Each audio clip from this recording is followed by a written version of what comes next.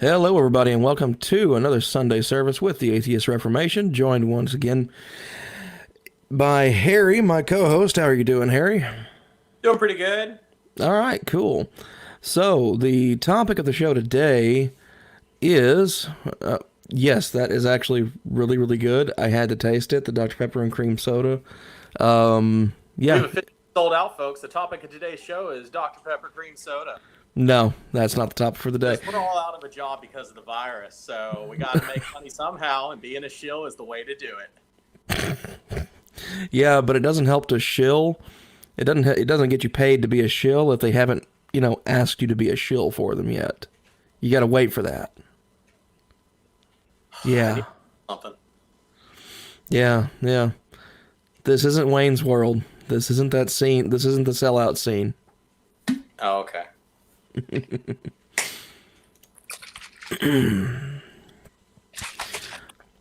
So yeah, today we're talking about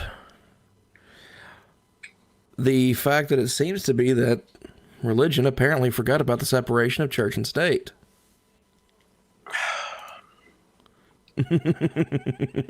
Sometimes it does seem that way. I feel like I'm on a battle sometimes because I feel like both sides kind of want to control how much public communication religion can do. And neither side do I agree with, for the most part. The way I see it is this, is that religious people should have, and do have, all the same rights that everybody else does. They can talk where they want to talk, say what they want to say within, reason, or within the bounds of the First Amendment. But when you start trying to exercise that religion as a political arm, specifically to do things that are tailored to fit your religion or your religious beliefs, then we have a problem. Yes. And there is a separation of church and state for a reason. I mean, if anybody wants to say, oh, there shouldn't be a separation, well, take that up with people like Thomas Jefferson. Take that up with even religious leaders dating back to the 17th century who said there should be a strong and impenetrable wall erected between the church and the state. Take it up with me and my people, because I don't want that to be together. Well, I see in the past where we've had the state run by religion, and it doesn't usually go well for anyone. Nope. I've had to run from that before. Not personally, but my family has. Mm. And what regard was that happening? Church of England, forced taxes. I didn't really like separatists or Baptists. Oh, yeah, yeah. Especially ones that wanted to protect Jews and Catholics. Yeah, true. And whenever you started speaking too loudly about it, they're like, well, we can put you in jail too. And it's like, well, we can go find another place to live. Which is what they did. Yep. Like, screw you guys, I'm going home. To a new home. Yeah. Yeah, witch burning. My younger brother is joining us in the comments section today, watching the live feed, and he's like, witch burning. I'm like, yeah, no, that's definitely something we can talk about on that one. Yeah, witch burning. AKA stupidity in large numbers in a small enough community. Is it just like in TV shows? Knowing my little brother the way I do, I'm pretty sure he's referring to the Salem witch trials. Okay, that makes sense. Yeah. I think there are some cultures that are still something along those lines is going on. Well, considering that there's still a billboard floating around Oklahoma somewhere that says quite clearly on it, "Thou shalt not suffer a witch to live."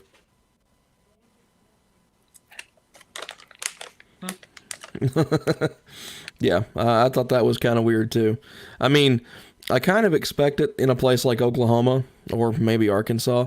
But the fact that I guess it has not yet been taken down tells me either it's in an obscure enough location that nobody really notices it, or they're like, no, we completely accept that. That's totally, reasonable. And I'm not entirely sure which one would actually be worse. I wonder if referring to like a figurative witch, like maybe if it was something that got put up like during a political campaign or something. No, this was just a blue billboard with white text on it citing the biblical verse, thou shalt not suffer a witch to live. Okay. Yeah, there was no other context on that thing aside from that. Well, that's fun. All right, so... Yeah. So, we're going to jump into the articles today, and I think the first one we're going to go with is one from Barna.com. And for those of you who are unfamiliar with it, Barna Group is something that, according to them, over 30 years, the church has trusted Barna's data and insights to help leaders know their city and effectively minister within their context. While in the years, Barna offered printed reports on cities, nations, and the states in the nation, all this data plus more is now housed on FaithView. So we can kind of tell that Barna is pretty much catering to the religious for the most part. And even they are now admitting that atheism is on the rise. I mean, the article kind of, spoils it just a little bit, but, it's an accurate description. They say that in recent reports, Barna and other researchers have noted that Christianity is on a steady decline while Americans' identification with atheism continues to increase. The tracking data show that in 2003, a little over 1 in 10 Americans claimed to be atheist, agnostic, or of no religion, while over 8 in 10 identified as Christian. Across Barna's faith segments, this included 7% evangelicals, 33% non-evangelical born again, and 41% nominal Christians, and less than 1 in 10 affiliated with other faiths. What year was that? 03. Okay. Percentage points for all religious segments saw little to no shift for over a decade from 03 to 12, but by 2018, Christianity in the U.S. had witnessed a significant loss of followers from 81% in 03 to 72% in 2018. Meanwhile, the atheist, agnostic, none segment has seen the greatest increase of all groups analyzed, nearly doubling in size from 11% in 03 to 21% in 2018. And we can kind of see how that has been tracked here. There's only been one instance of actual decline for the atheist, agnostic, and nuns, and this was around 08 to 09. It dropped to about 8% and matched up with legacy evangelicals. However, since then, it's been a steady rise, while the others have seen steady decline for the most part. The one that seems to be the least affected by all this appears to be, more than anything else, your legacy evangelicals and your nominal Christians.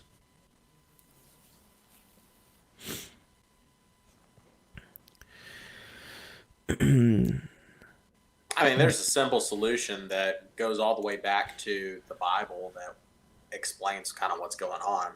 Okay, let's hear it. The lukewarm Christians, the ones that basically just attend because of it's how you interact and it's part of the culture. They're not there for the beliefs or the authenticity, which is why you really wouldn't see a whole lot of the legacy evangelical or the nominals, because they're like, the nominals are already like not super tied to a very strict theology. Mm-hmm. It's the other groups that are going to decline because for the most part in the last 15 years or during that 15-year time period, churches went from being the social network to, well, online internet social networking being the social network. Yeah, true, with one of the biggest bumps in social networking in 2009 with Facebook. Yeah. I mean, Facebook predates that, but it didn't get massive until... Right. It does predate that. I mean, and we've had MySpace going back to at least 2003. Yeah, which would have been right around when people started getting on it, basically. Mm-hmm. And so as soon as that kicked off, I mean, the way that Facebook has like groups and different things like that, currently, especially like in the last 10 years, it's completely redefined what a community is. It really has. And if you notice, one of the really shocking trends there is right around '06. That's when YouTube started being a thing. And like really being a thing with a lot of focus happening in about 2007 where it got big. But then it kind of died down a little bit around '09, and then it saw a rapid increase going up through the intervening years after that. And we've seen a stark increase in things like really just religious content overall on places like YouTube since then. And I think a lot of it is a lot of the responsible growth, I would say, probably is around the 2012 to 2013 mark. That's where we see that real stark increase in the rate of change there. And I think some of that would probably have to do with the prevalence of things like debunk videos kicking off.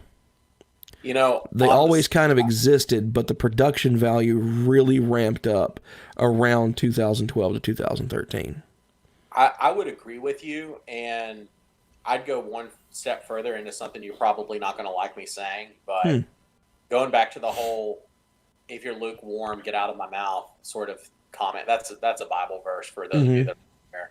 But a lot of those lukewarm people, they, because of the amount of YouTube videos and the debunk videos, and there's something new to believe in and that's grabbing their attention. Honestly, I hate to say it, but my prediction is that a lot of the wishy-washies are the ones that are leaving and moving into atheism.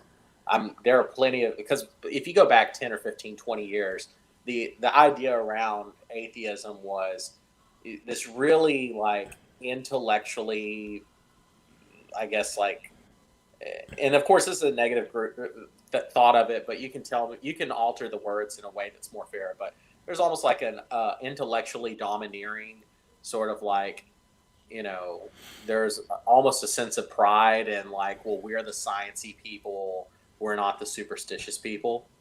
Mm-hmm. And we talked about this before in an earlier video, but there's now like a significant portion of groups like anti-vaxxers and flat earthers that are identifying as atheists. And I feel like if you go back 18 years, those are probably people that would have been the back pew, lukewarm, wishy-washy Christians that showed up because that's where they could hear someone say something. That was just what they did on Sundays. And now they're like, well, let's go flock over to the atheist camp because we don't have to actually leave the house. We can just watch YouTube videos and get some kind of exciting verbal response. I mean, possibly. And the reason why I would tend to kind of disagree with something like that is, in all honesty, at least from what I have known in my experiences with religion, your back pew people tend to be the ones who may not be extremely devout, but they're probably going to be the last ones to leave because they're the ones that like to sit in the back of the church and judge everybody in front of them.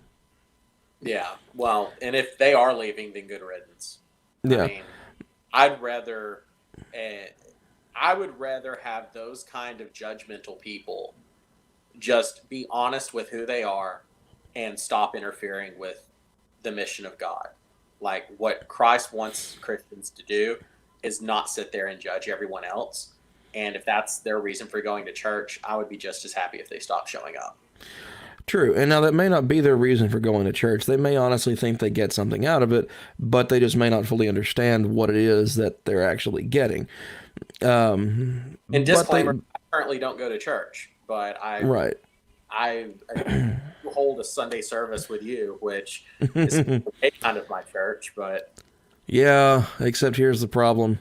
The Bible verse is anywhere where two or more are gathered in my name, and there's only one of you.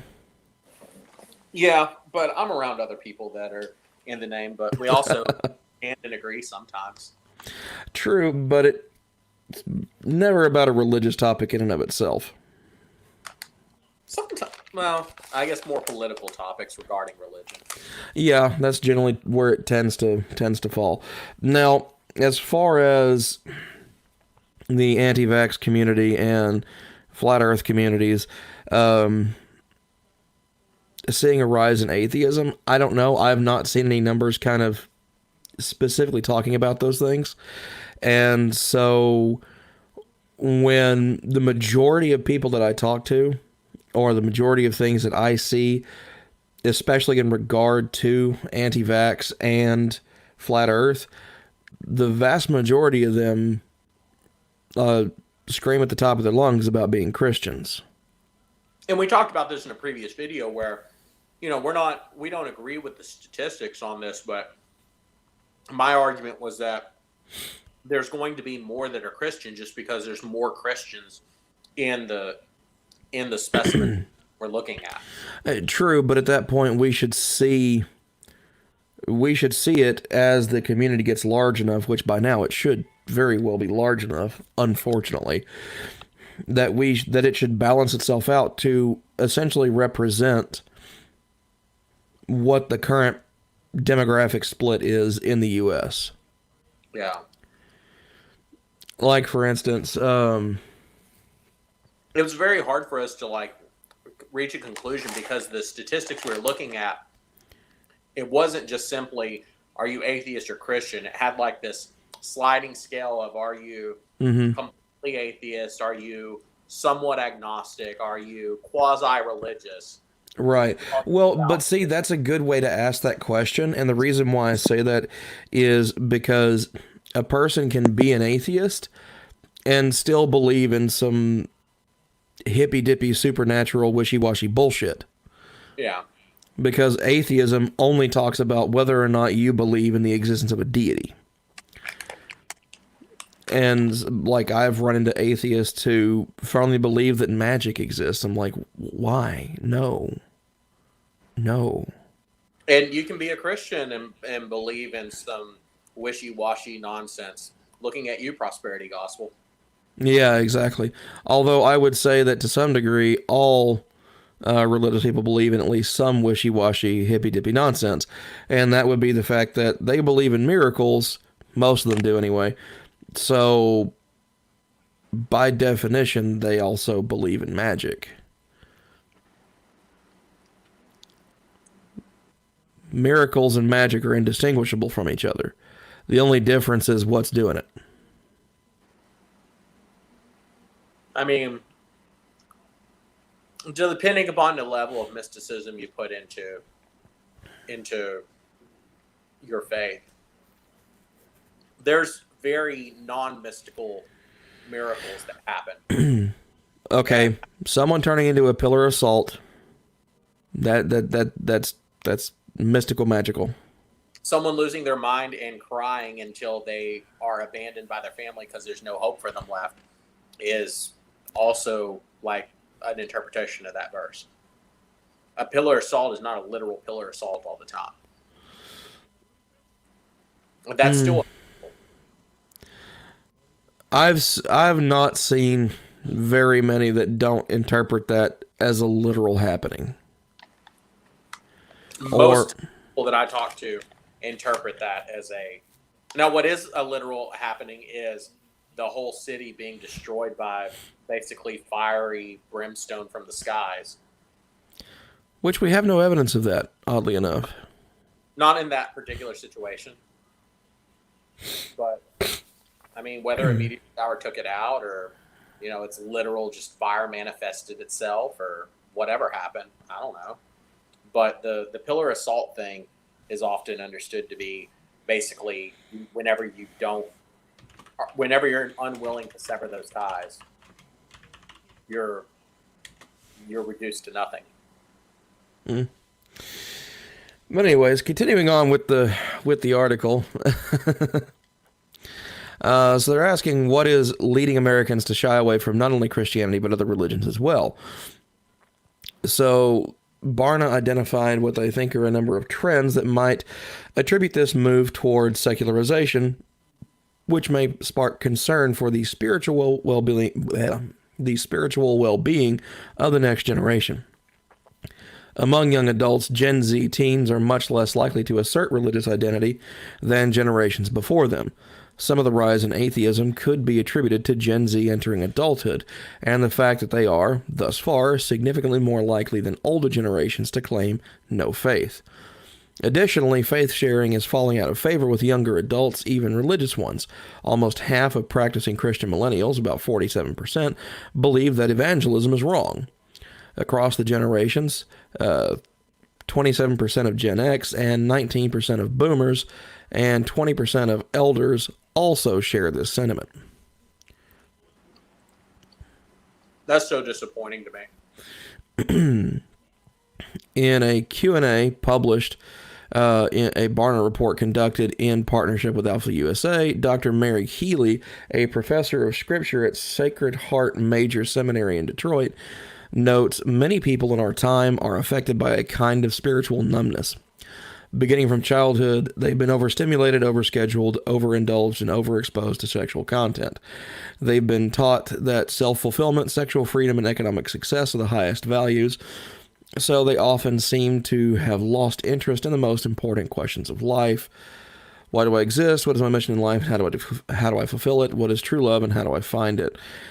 Says many people show indifference to these deeper questions, no matter what. Those questions are there beneath the surface.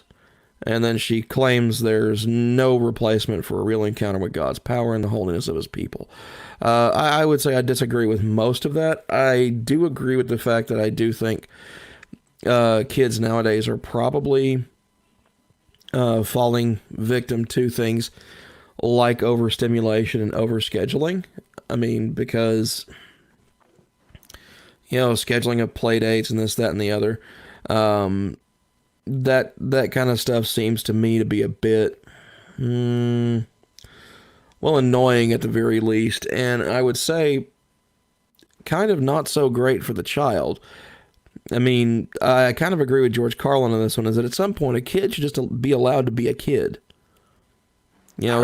Sit outside, play in the dirt with a stick, and see what happens. I heard an interesting thought or study or whatever, but they were talking about it on the radio, so I didn't get all of it. But they said that it's the time when you have nothing to do that the mind develops creativity. Yes.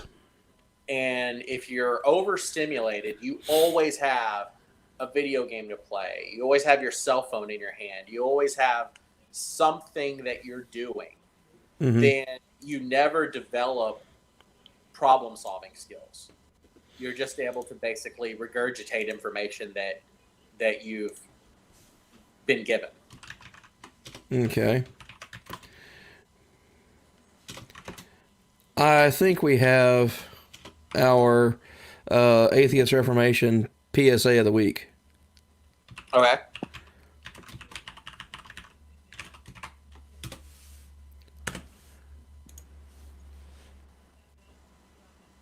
Boredom breeds brilliance. Yeah. That's what I'm going to go with.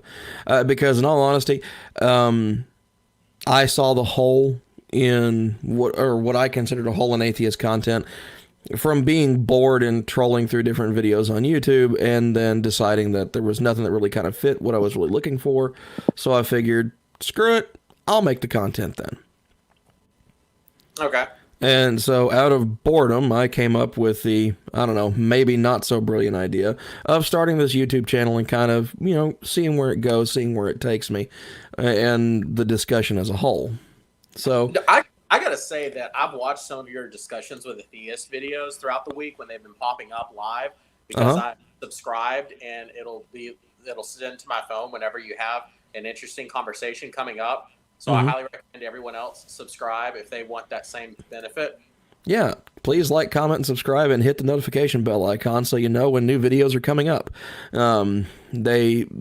I generally know about 2 to 3 days in advance, sometimes longer, especially here with the Sunday service. We have a new episode every Sunday at noon, so please tune in, check it out, see if you like it.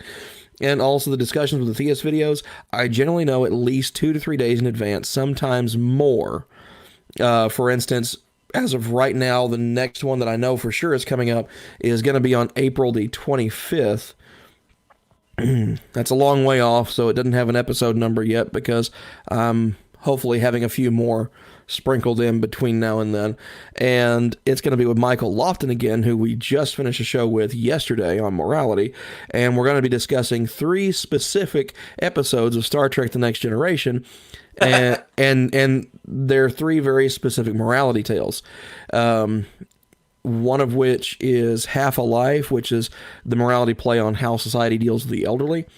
Another one is The Measure of a Man, in which Lieutenant Commander Data is essentially on trial for his personhood. And so we get to examine the philosophical context of that. And then the other one is an even earlier episode than even that, Justice. And it's the one where Wesley Crusher accidentally breaks a greenhouse window and is sentenced to death because the death penalty is the penalty for any and all crimes on that planet during that episode. And so it'd be an interesting kind of thing to discuss the morality of that as well. What I was going to say is, whenever I watch it, the thing that I've noticed that you do that I don't see a lot of other people doing is whenever I watch people talking, it always devolves into people yelling at each other to prove their point. There's the crescendo fallacy. Yeah. And if I yell louder than this guy, then that guy is definitely wrong. Yeah, no, I can't stand that. That annoys the crap out of me. It's one of the reasons why I don't watch R and Ra's debates, because it ultimately ends up in him yelling at somebody, and yeah, that just annoys me. I like his other content. I like his other videos where he's in a more controlled environment and he's just conveying information. But on a debate stage where he just starts yelling at people is really annoying. I think that's the problem we're getting a lot, is that if people see someone that disagrees with them, or they're hearing a viewpoint that they don't agree with, they don't have the modicum of tolerance to allow the person to finish speaking before they refute it. Right, exactly. That's another reason why, I'll go ahead and make the announcement again. Things are in the works for having another channel of mine come up called the Political Reformation, which will have a very similar format. We'll probably discuss some of the same topics here and there, but from a political perspective, not a religious one, or a religious one.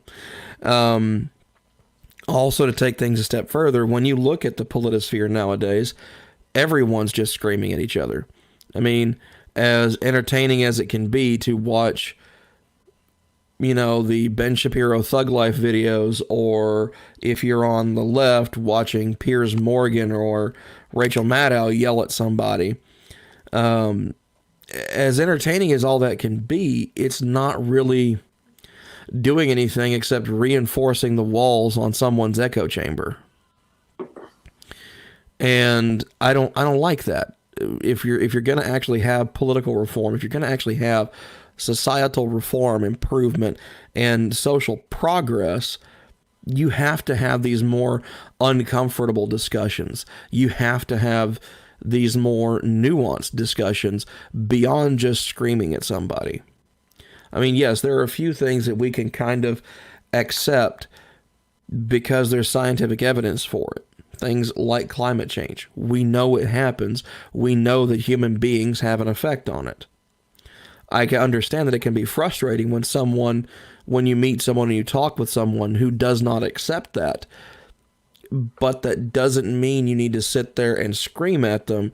That means you need to sit there and calmly take their argument point by point and shred it to pieces, and then hand it back to them and say, what can you make out of that?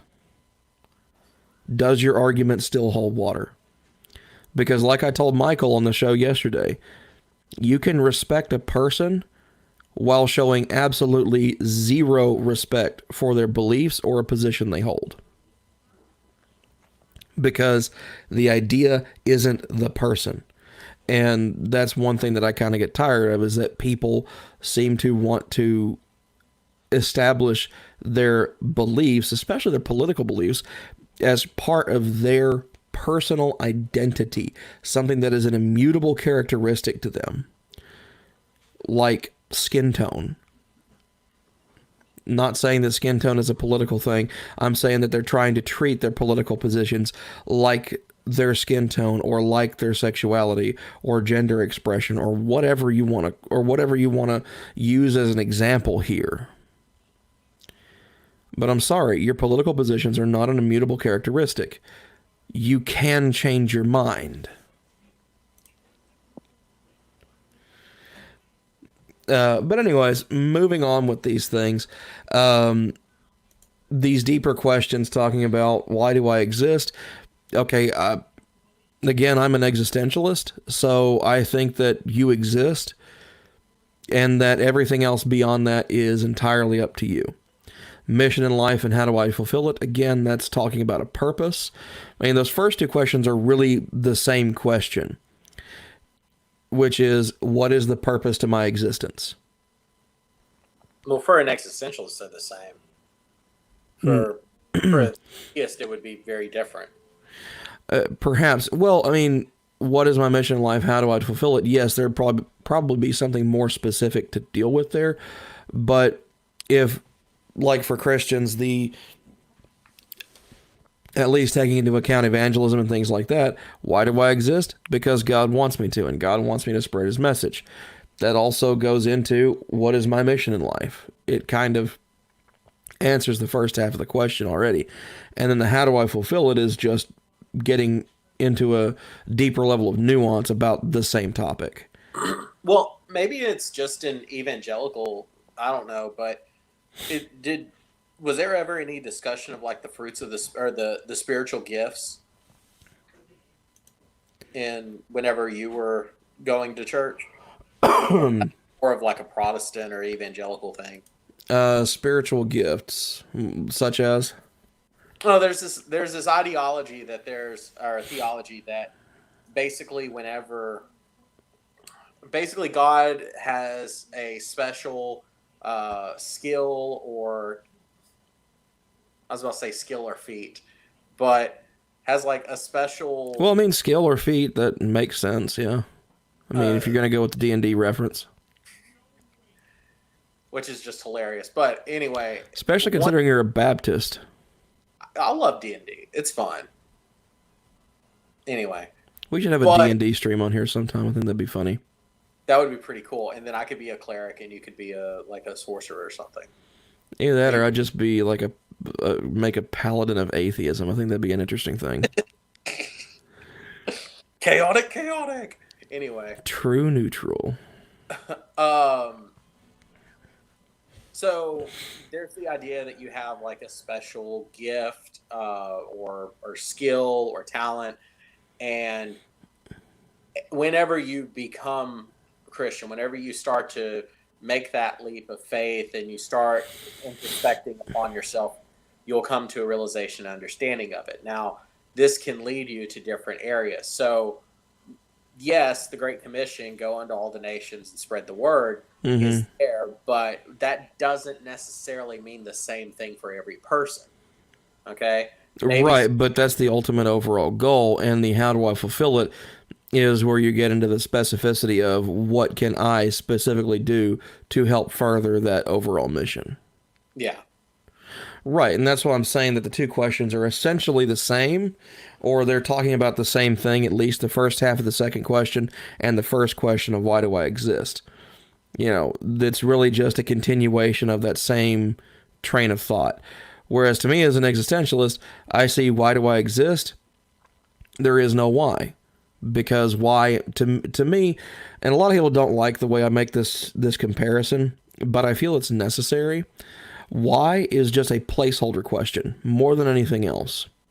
However, when you compare it to things such as how, what, when, and where, all those are talking about very specific things. How is what is the process by which something is achieved? What is that thing? What is its identity? Where is the thing's place? Where is its place in existence, essentially? And when is, when is it? What time is it there? How long is it there? But why is a very nebulous question. A lot of people use it colloquially to just essentially represent how in a lot of ways. Yeah. And there's that conflation that happens there, that why is just another form of how, and it's really not. Why specifically talks about purpose. Why is that thing? What is the purpose of that thing? And so it can be a placeholder questions for other things. For instance, like this windscreen here. It goes on the microphone. It doesn't fit when the little pop filter's in place, so I don't use it. And based on my audio quality, I don't really think I need to.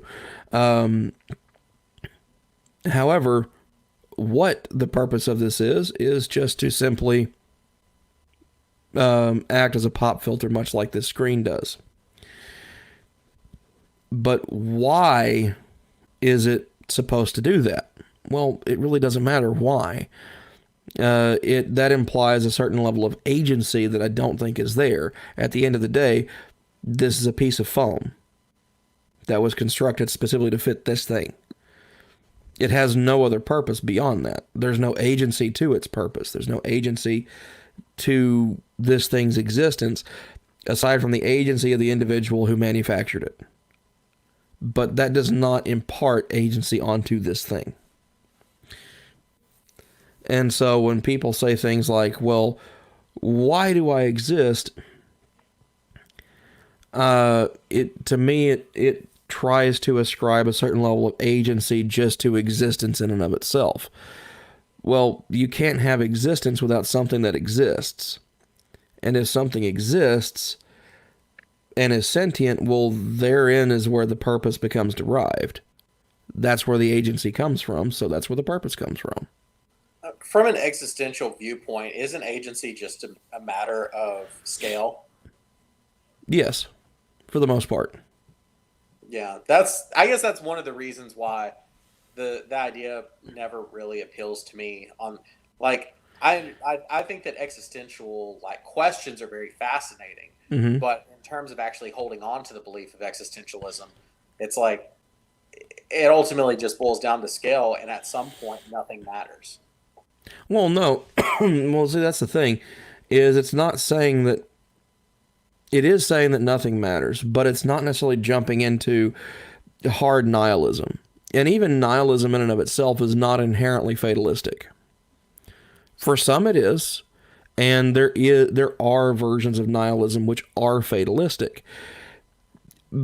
But nihilism is about recognizing that because there is no purpose to the world, because there is no purpose to you specifically that is outside, that is external to you, that it makes the decisions that you make for your own life that much more important.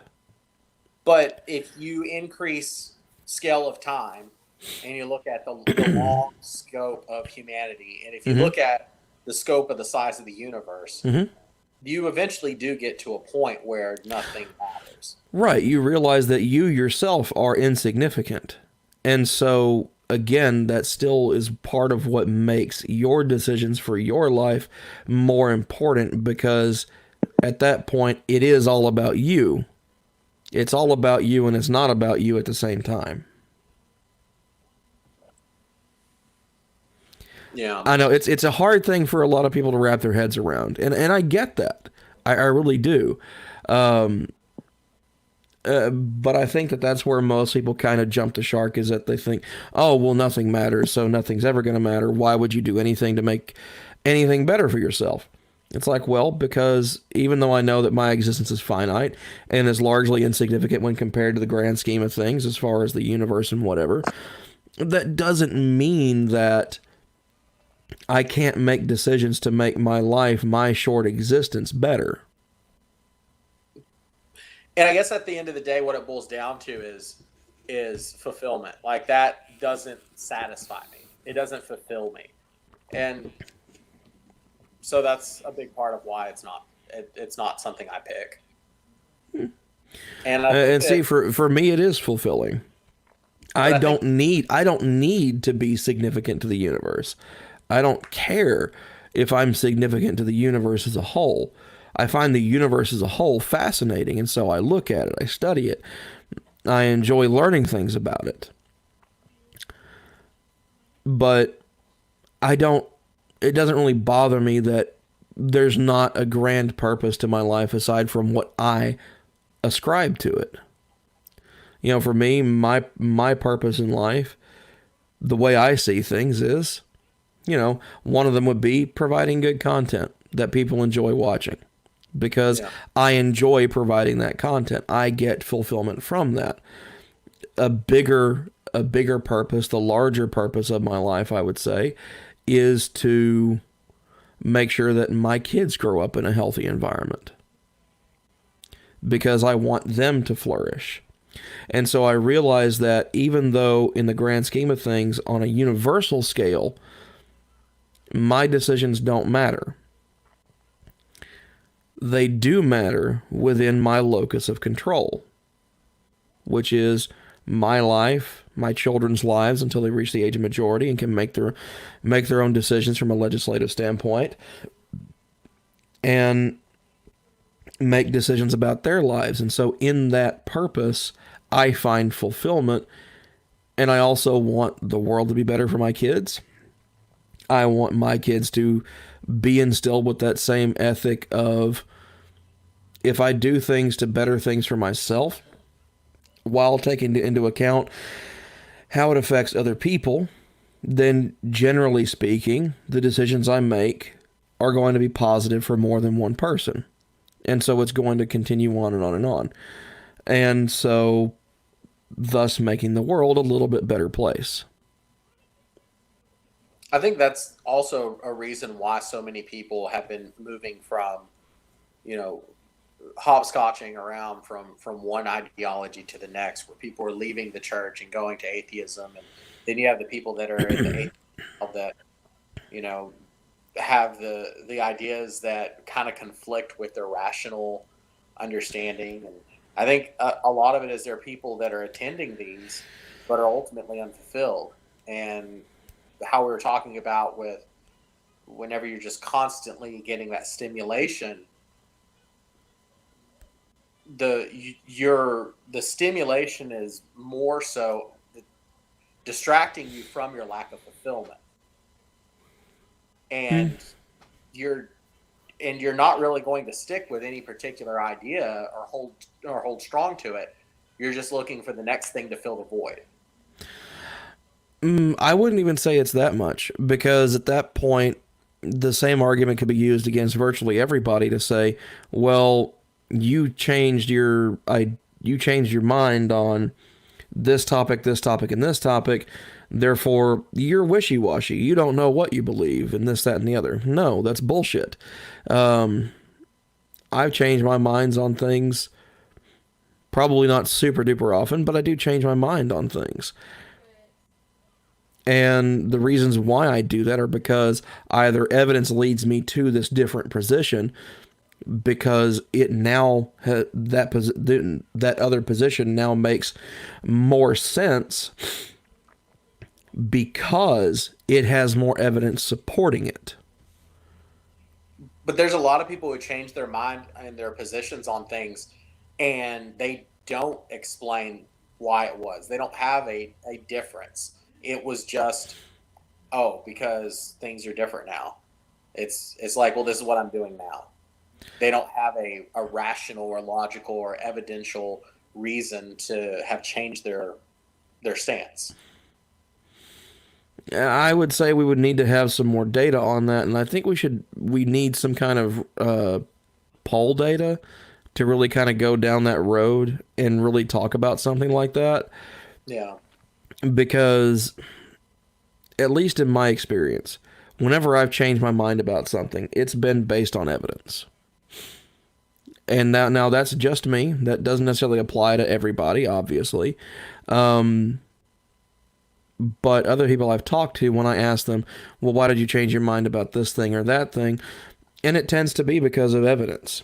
For instance, a friend of mine, he's been on the show once or twice before, Anthony Brooks. He's religious. He's quite religious. He's a Protestant, if I remember right, or Reformed Presbyterian, I think is what he is. He used to be completely anti-evolution, and he used to be a young Earth creationist. I sat and talked with him. I had several discussions with him. Which, by the way, Creationist is my favorite rapper of all time. Young Earth. Yeah, that was dumb. Anyway, that's why we have editing. Not on a live show, you dingus. Anyways, I had several discussions with him, some of them spanning, 2, 3, 4 hours just over the phone. And I would present him with information. He would ask questions about it, and I would present him with more information, and so on and so forth. And now he understands and accepts evolution, and understands and accepts that the Earth is more than 6,000 years old.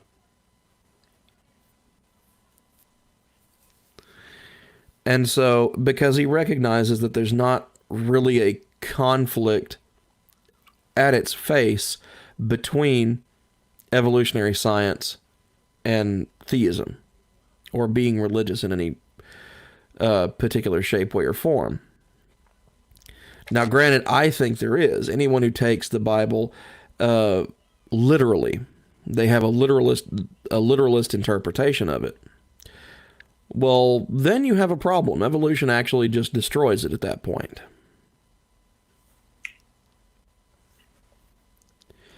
And the reason why is because they take Genesis 1:1, or they take the entire book of Genesis as literal history. And for those type of people, they will probably never accept evolution because it would destroy their entire worldview. Because to accept evolution would be to accept that Adam and Eve did not come into existence the way that's described in Genesis chapter 1. And if that were the case, then there wouldn't have been a fall. And so there would be no need for salvation at that point, from a literalist perspective. I have an interesting thought question. This has nothing, it has very little to do with what you're describing, but it's just okay. A random thought that come into my head. Sure, go for it.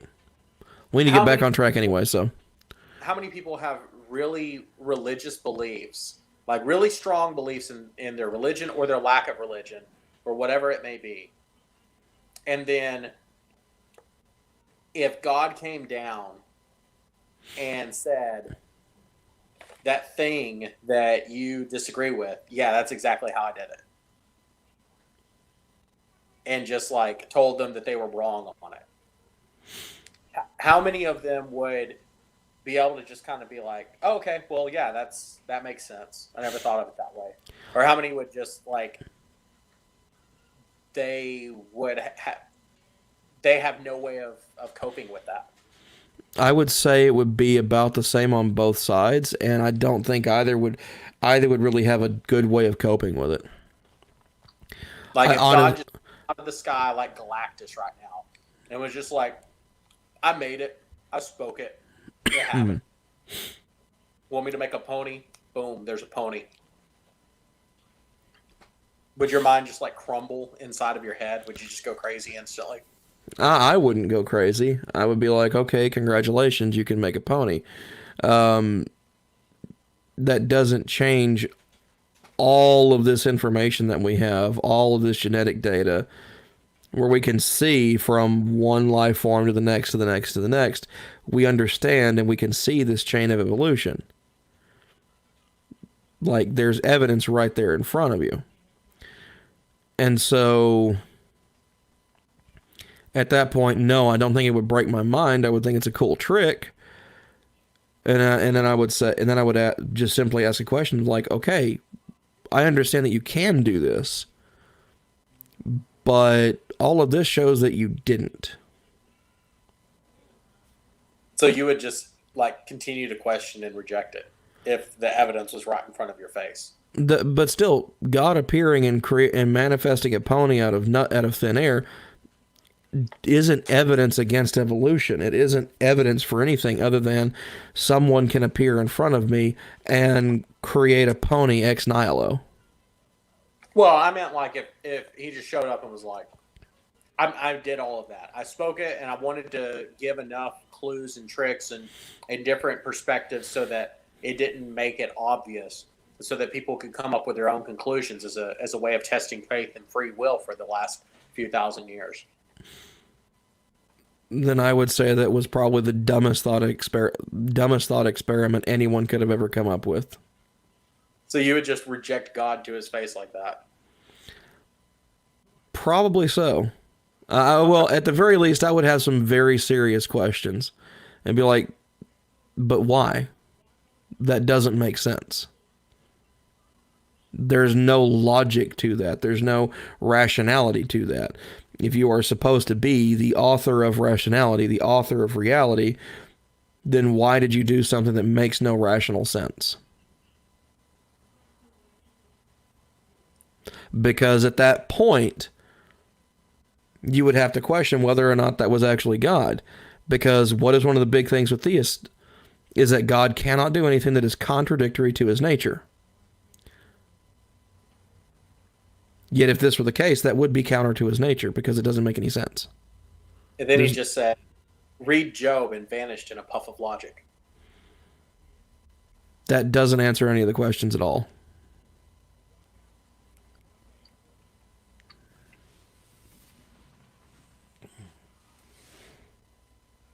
It really doesn't. I mean, I think that maybe it's a difference in interpretation, but I think that Job does answer all of the questions you just asked.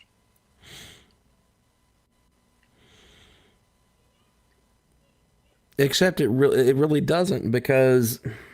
Except for sea monsters. It just raises those questions. No, that's not even talking... Like, with the way that Leviathan is described, in all honesty, it sounds like it was most likely a giant squid. I mean, that's not... okay, I can understand why people would see that as a sea monster. And then when you talk... Or what annoys me more than anything else, how people think that when it's talking about behemoth, that it's talking about a dinosaur. It's not talking about a friggin' dinosaur. No, it's probably talking about either an elephant or it's talking about probably an elephant. It was either... I heard it was either a rhinoceros or a crocodile.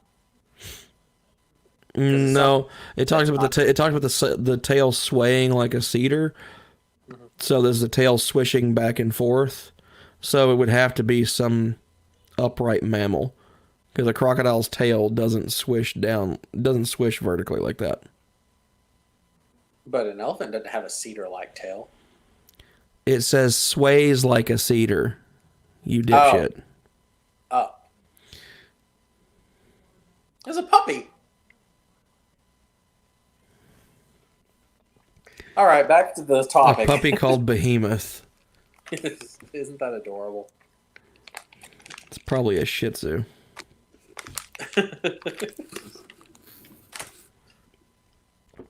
But anyway, moving on, it says, indeed, Barna studies have shown that personal connections to Christians can be even more impactful than experiences with the church at large. Dr. Healy concludes that she's seen again and again that when we are willing to take risks in faith as we evangelize, Lord backs us up through the power of the Holy Spirit, blah, blah, blah. The gospel's a message in words, blah, blah, blah. Also a message of power that brings people into a personal encounter with Jesus. Okay, whatever. You blah blah'd over the best part. No, I blah blahed over the irrelevant part. You yada over the best part. No, I mentioned the lobster bisque. Exactly. Which you can't eat if you're Jewish. Mm.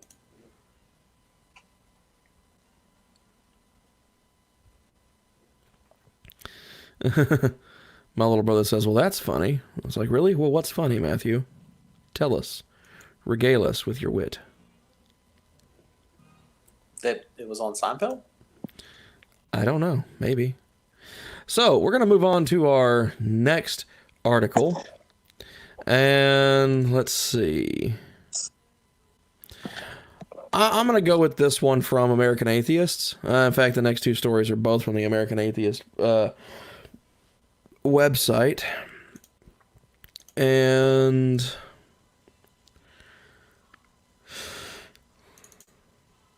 oh, he was talking about the Shih Tzu. Okay. So this is about an issue going on in Missouri, telling people to oppose Bible classes in public schools. And this is actually pretty recent. This just came out on March 16th in the, even during all this coronavirus COVID-19 nonsense. So, you're not saying it's a hoax. You're saying that it's just frustrating to deal with. Right, frustrating to deal with. No, COVID-19 is not a joke. It's not a hoax. It isn't some frickin' government conspiracy. I mean, no, it's not. It's not a government conspiracy. It's a real thing. If you weren't under quarantine, Harry, I'd come to Houston and slap you.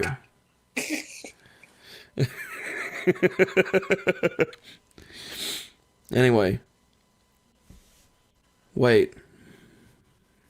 Well, oh yeah, we did have a Shih Tzu at one point. Okay. Anyway.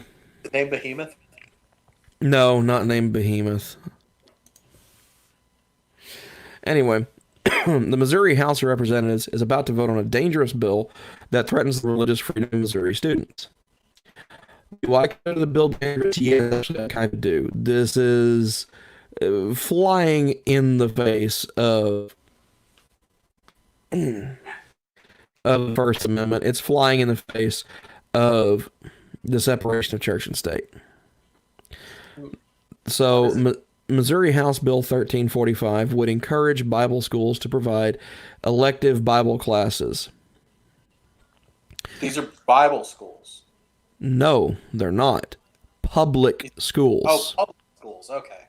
Public schools. Okay. They say Christian nationalists are once again attempting to insert religious ideology into Missouri's public school system. Yeah, it's pretty obvious.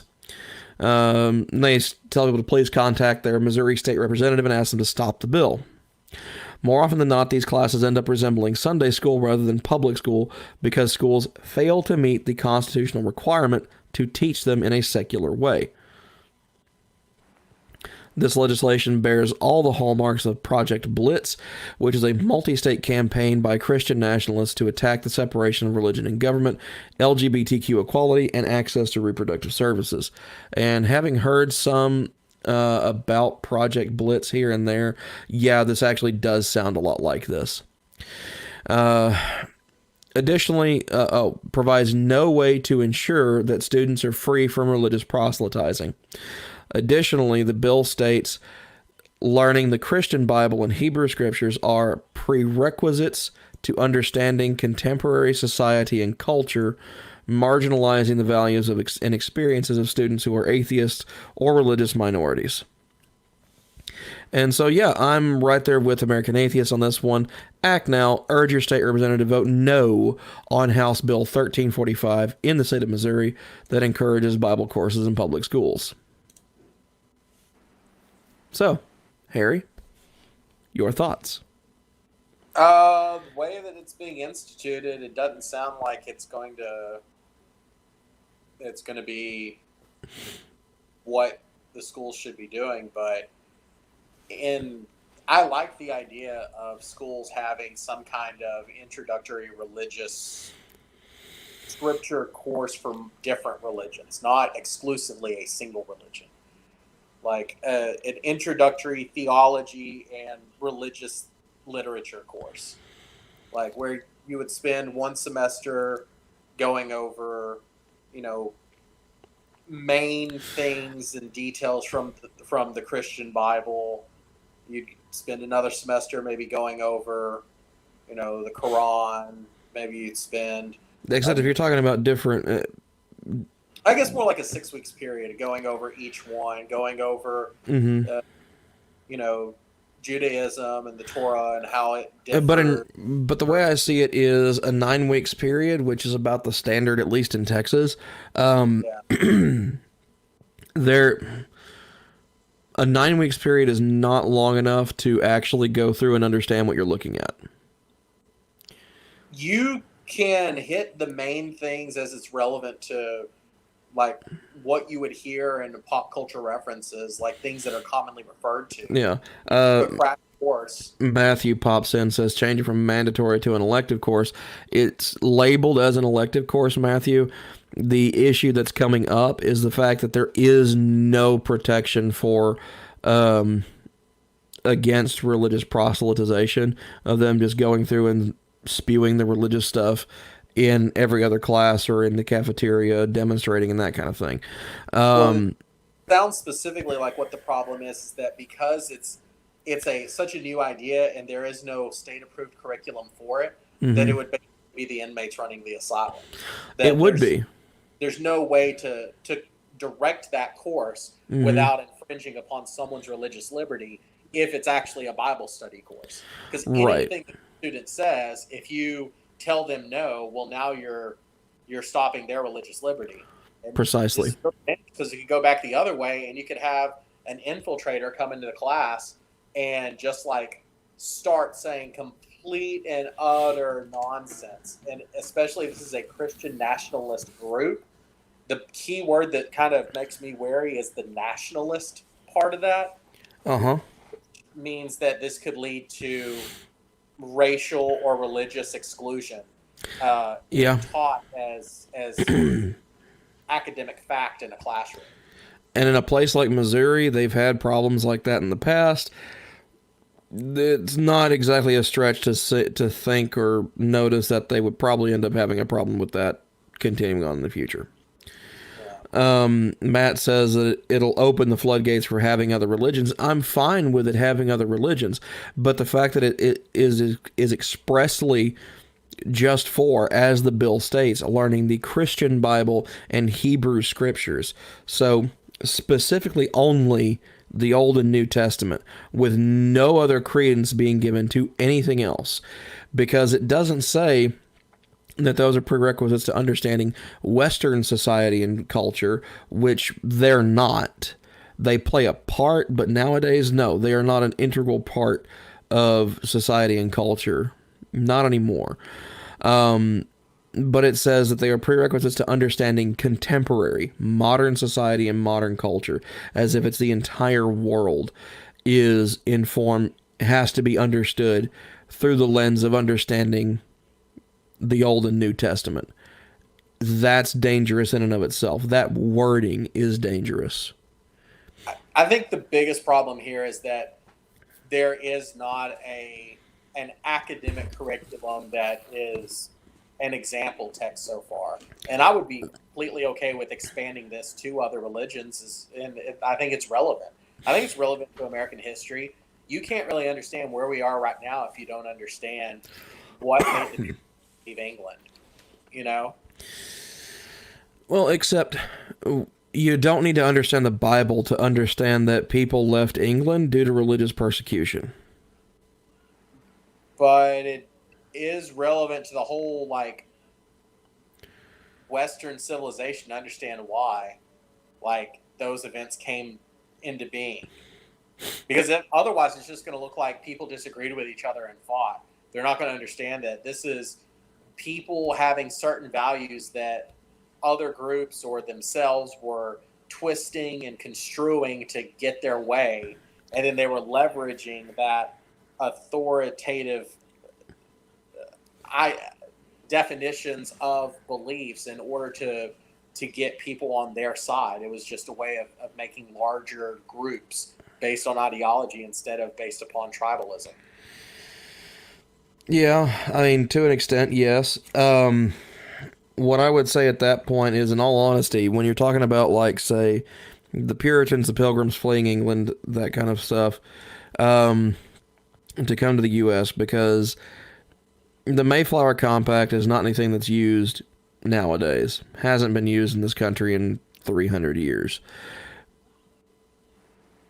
So I wouldn't even consider it a founding document, in all honesty. But to look at the reasons why they left England, in reality just is, I think, adequately answered in a history classroom when they say it basically just makes a really good case for the separation of church and state. It was persecution by the Church of England. So they were being executed for it because they weren't Church of England. They did not believe in some of the precepts of the Church of England where it says that kings had a divine right to rule. And so they left to avoid, dying. And that pretty much just answers that question. You don't have to have an understanding of biblical text to understand the political problems in that country, which is what led to people leaving. But you do kind of have to understand the religious text in order to understand why groups of Christians were killing groups of Christians.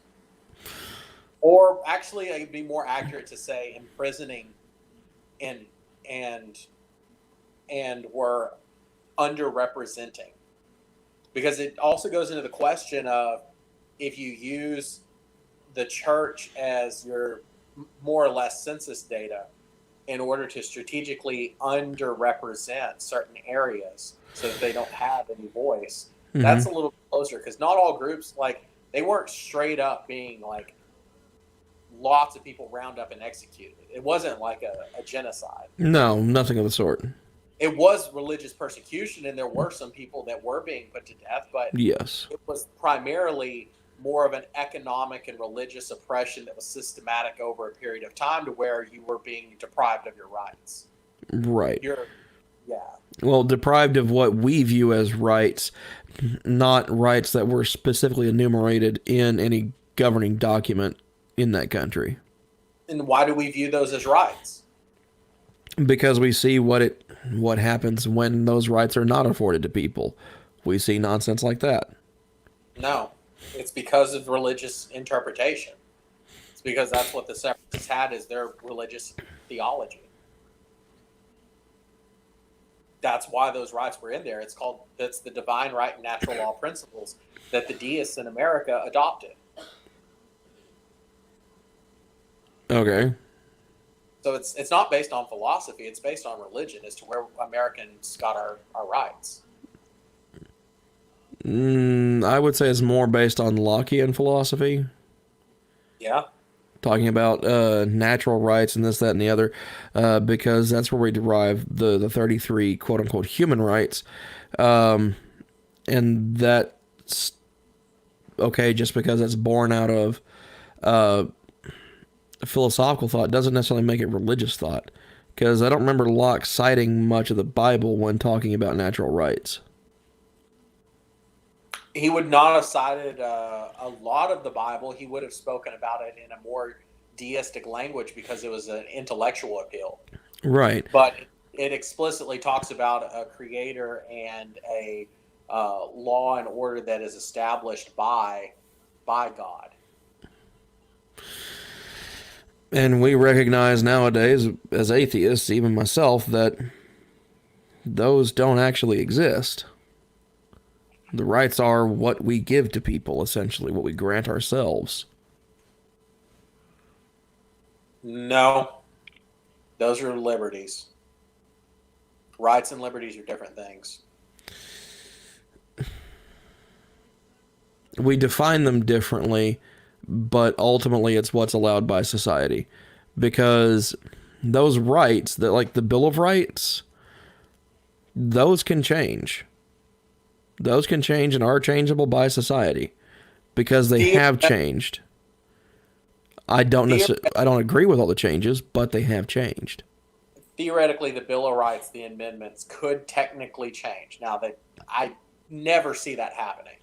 I don't see that happening either, because we created a system to change those that is incredibly convoluted and incredibly difficult to achieve. And so I don't think it'll happen.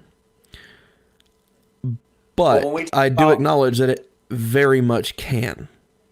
But when we talk about life, liberty, and property, those are rights. Like that, the government doesn't grant you the right to own property. It grants you the right to not have it seized for unreasonable means, and that's a liberty. Except that the Constitution doesn't specifically acknowledge property as being a right, though. Mm-hmm. Life, liberty, pursuit of happiness. If you're talking about life... That's a different document. Say what? That's Declaration of Independence is pursuit of happiness. The Constitution says property. It's based on Lockean natural rights. Or was it life, liberty, and enfranchisement? No. It wouldn't be. No, life, liberty, and enfranchisement was Locke's specific statement. Right. He's the one that said enfranchisement. And then they later interpreted that or watered that down to just property in general, because I think enfranchisement was his reference to the freedom to open a business absent interference in the state. Yeah. Basically, your pursuit of exercising your autonomy over your possessions. Right. Starting a business, owning a house, etc. Mm-hmm. But anyways, now we're getting into the political realm of things, and we need to kind of bring this back to, I guess, this specific bill.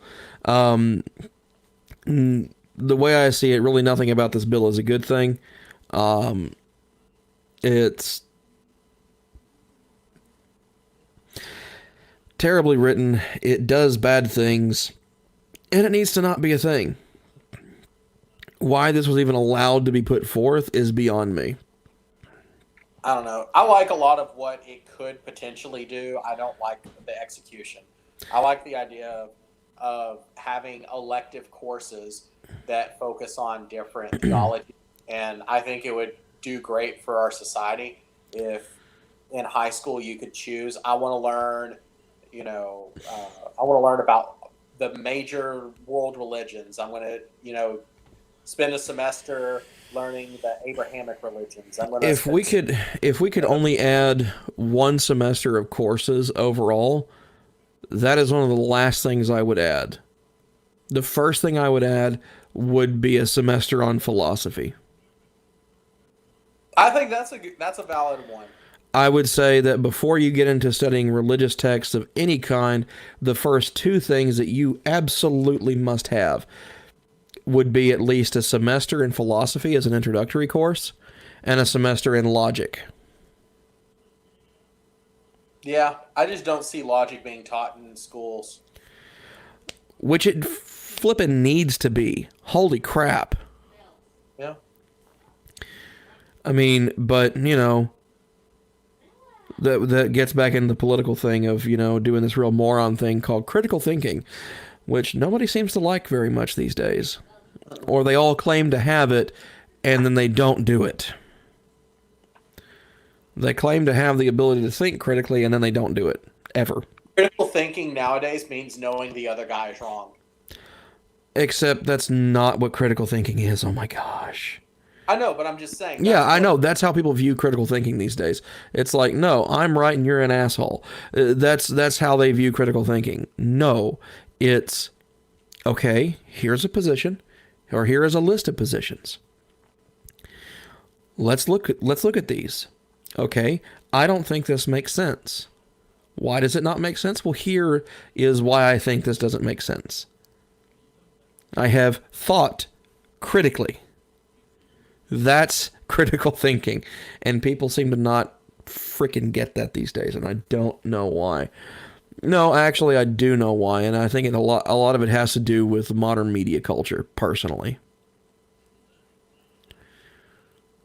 With sensationalist journalism more than anything else. Have you read some of the the books that people don't talk about, like the really, like, I guess almost borderline conspiracy theory books from the 1800s through the mid 20th century, like they're just as bad as the sensational journalism of now. Yeah, but the problem is now it's a lot easier to find and it's a lot more widespread. And that's the problem, is they have a much more efficient and effective vehicle for delivery of bullshit. Yeah, which in a way also means we have a much more efficient and effective way of determining who's an idiot and who's not. True, but the problem is so many people will latch on to like the first couple of things they see about a topic and think that that's all there is that they ever need to know about it, and they don't bother attaining any level of nuance in it or anything of the sort.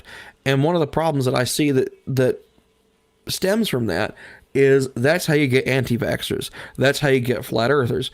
That's how you get people thinking Alex Jones is actually a person with good ideas.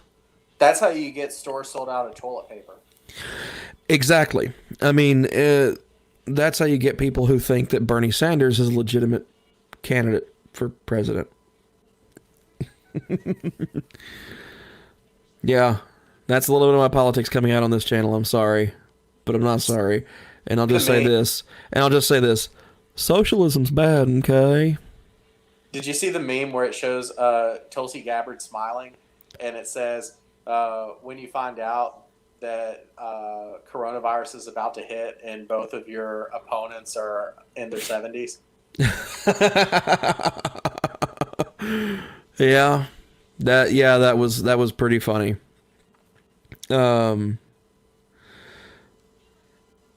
The sad thing is, I think Tulsi Gabbard would actually have a chance against Trump. I don't think she'd win. She wouldn't win. She probably would for a lot of reasons, but the thing that a lot of people in the Democrat Party are hitting her really hard on right now is, you remember a while back that they were insinuating she was a Russian spy? Yeah. Well, now there's actual, like, it's not Russia, but there's actual, like, more likely evidence that she is involved in some of the stuff that's going on with Modi. Oh, okay. Well, then that should put her part and parcel with the rest of the Democratic Party, with Biden's involvement with Burisma Holdings and the Ukraine debacle. Yeah, but it's going to be interesting to have, if she were to run against Trump, it would basically be like a self-proclaimed American nationalist and someone who's had some ties to Hindu nationalism. Yeah, quite possibly. So anyway, this one was a really short article and really wasn't much of an article. It was more of a call to action, but it did bring up an interesting topic, and I think that maybe next week we'll look deeper into HB 1345 and maybe look at the text of it and kind of see where we might have some particular issues with it. But at its face, no, this is a hard no from me. This should be voted down. This should be completely eliminated and gotten the hell out of the State House. Especially with its hallmark ties to Project Blitz, because that is a massive step backwards. Trying to attack the separation of religion and government, no. Bad idea. LGBTQ equality, okay, I'm definitely against that. And I would say they need to be more specific about access to reproductive services, because there are some who would... Equality, or you're against them trying to stop LGBTQ equality? I'm against them trying to stop it. Okay. Just wanted to clarify. Yeah. I can see where someone could make that, could take that completely out of context and think I'm saying something that I'm not even anywhere close to saying. No. People of those persuasions are entitled to the same rights as everybody else. Same rights, same liberties. Anyone who says otherwise, as far as I'm concerned, is kind of a bigoted asshole.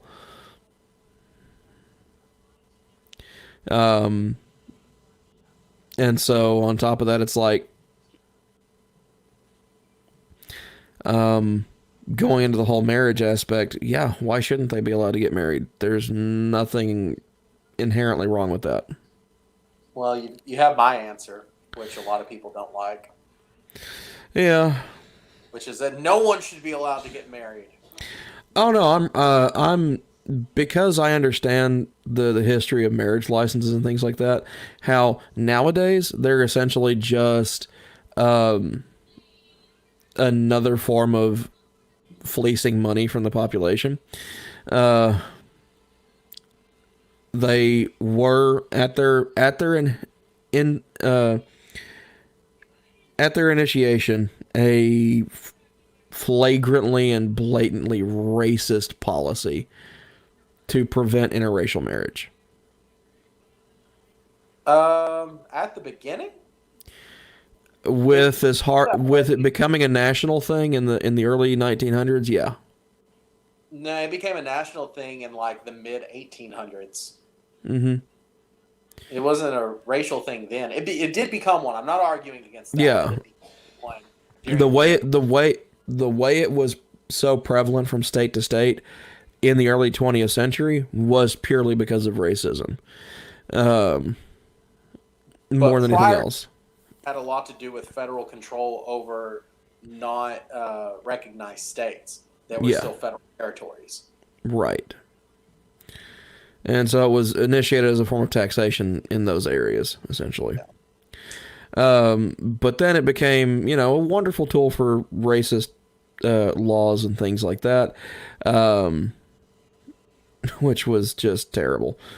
To the point where they were having trials for invalidating marriages all the way up into the late 1960s. Yep. Where you had to prove like who your family was and everything. You know what I just thought of? The article we talked about last week, we're having to prove like with your birth certificate and all that. I knew that would come up. Wow. Yeah. You like my little creative stance of working that in, don't you? Yeah. So, bigoted policies. Now you see why I was drawing a lot of comparison between Jim Crow laws and the stuff going on in India. Yeah. It's because of things like that. Because there are so many stark parallels that are just right there. And how nobody else sees that and nobody else talks about it baffles the shit out of me. Oh, I can tell you exactly why. Because no one wants to acknowledge that we had that sort of thing happen in the U.S. Nope, it's not that. It's because I would say that's what it is for some people, at the very least. The people who are supporting it are wanting to claim that it is a unique situation related to a legitimate fear of terrorism. So when it's not. Like, they haven't demonstrated in any way that it's a legitimate fear of terrorism. That's their argument, though. And the people that are against it are, for some ridiculous reason, trying to draw more of a parallel between the current state of language that is used in America and there, because they're trying to tear down any kind of like nationalist language that's been used recently. Yeah, well, and also they're using that as opponents to it are also using it as a cudgel to attack the U.S. policy of when we didn't allow any Syrian refugees in. It's attacking our immigration policies and things like that. When there is a much easier comparison to be drawn there, in that it's effectively the Indian version of Jim Crow laws. Yeah. But which I think is a much more apt comparison because it is much more relevant because of the parallels. But it doesn't help them use it as a cudgel to attack. Right. Exactly. It doesn't help them achieve a goal stateside. Yeah, I get that. It's like, come on, it's right there. Just open your freaking mouth and say it. But anyways, since they won't, I will. CAA and NRC, yeah, congratulations. That's an institution of Jim Crow laws. Good job, India. No, not good job. Bad job. Bad Modi. Bad Modi. Bad Modi. Not our good friend. Right, and also with the NRC thing, if they're doing it and you're having to prove essentially racial heritage and whatnot inside the country as part of that, that strikes me as like the Indian Registration Acts. Ironically named. I know, right? Yeah. So not only do we have a clear parallel to Jim Crow laws in modern day India, we also have a pretty clear parallel to something that led to the frickin' Trail of Tears. Like, they are batting 1,000 for bullshit policies, man. Like, you know how successful comedians will do callbacks to earlier material? Yeah. Yeah, history is not a comedy routine. Yeah, and you shouldn't do callbacks to shit like that. Because it wasn't good then, it damn sure ain't good now. It wasn't even funny then. But anyways, moving on to the final story. This one also coming from the news and blog of American Atheists, just because they post a lot of stuff all the time. And in all honesty, I didn't actually go to American Atheist to find this one. I went to a website called, I think it's World Religion News or something like that. Weekly World Religion News. Something like that. Is where I found like the pass-through links that got me to these articles. Because strangely enough, when you look up Atheist News 2020, this doesn't show up in like the first several pages of Google results. Oh wow. Yeah. It's really rather weird. Say what? It's a deep cut. It's a B track. I guess so. So anyways, looking at this one, atheists urge Supreme Court to protect employees from discriminatory religious organizations. And this is also a fairly current one. This only dates back to March 11th. So this is a continuing development. So this takes place in Washington, D.C. In an amicus brief filed today, American Atheists, the Center for Inquiry, and the American Humanist Organization urged the Supreme Court to deny attempts by religious employers to ignore non-discrimination laws on the basis of their religion. At the center of the consolidated cases, Our Lady of Guadalupe School v. Morrissey Baru and St. James School v. Beale is the ministerial exception, a court doctrine that allows religious organizations to select their religious leaders, ministers, pastors, or priests without government oversight. The two Catholic schools in question, however, are petitioning the court to expand the ministerial exception to include teachers with limited religious duties. An overexpansion of the ministerial exception far past its original intent would violate the Constitution and virtually dissolve civil rights and labor protections for countless employees that work for religious organizations. This comes from the Vice President for Legal and Policy at American Atheists, Allison Gill. And I think she's an attorney, so she would be someone that I would kind of listen to as far as having an interpretation on this. Just because of the legal background. The lawyers for the two religious schools are asserting a theory of ecclesiastical immunity, which would prevent courts from reviewing any discrimination claim by an employee at a religious organization if the employer merely asserts that the person performed a religious function. Now that to me comes across as a little dangerous. But we'll get to that in a minute. I want to go ahead and finish out the article since it's rather short. If Catholic schools have their way, they could call any employee a religious leader. There would be zero oversight, and there would be nothing to prevent religious hospitals, shelters, and even private businesses from citing this case to discriminate at will and without notice. Twisting the ministerial exception in order to discriminate against employees with secular duties is not only unconstitutional, it's immoral, said Nick Fish, president of American Atheists. This is just the latest attempt by religious groups to weaponize their religion and use it as a license to discriminate. We can only hope the Supreme Court sees through this cynical attempt to gut what few protections employees have in this country. So, thoughts?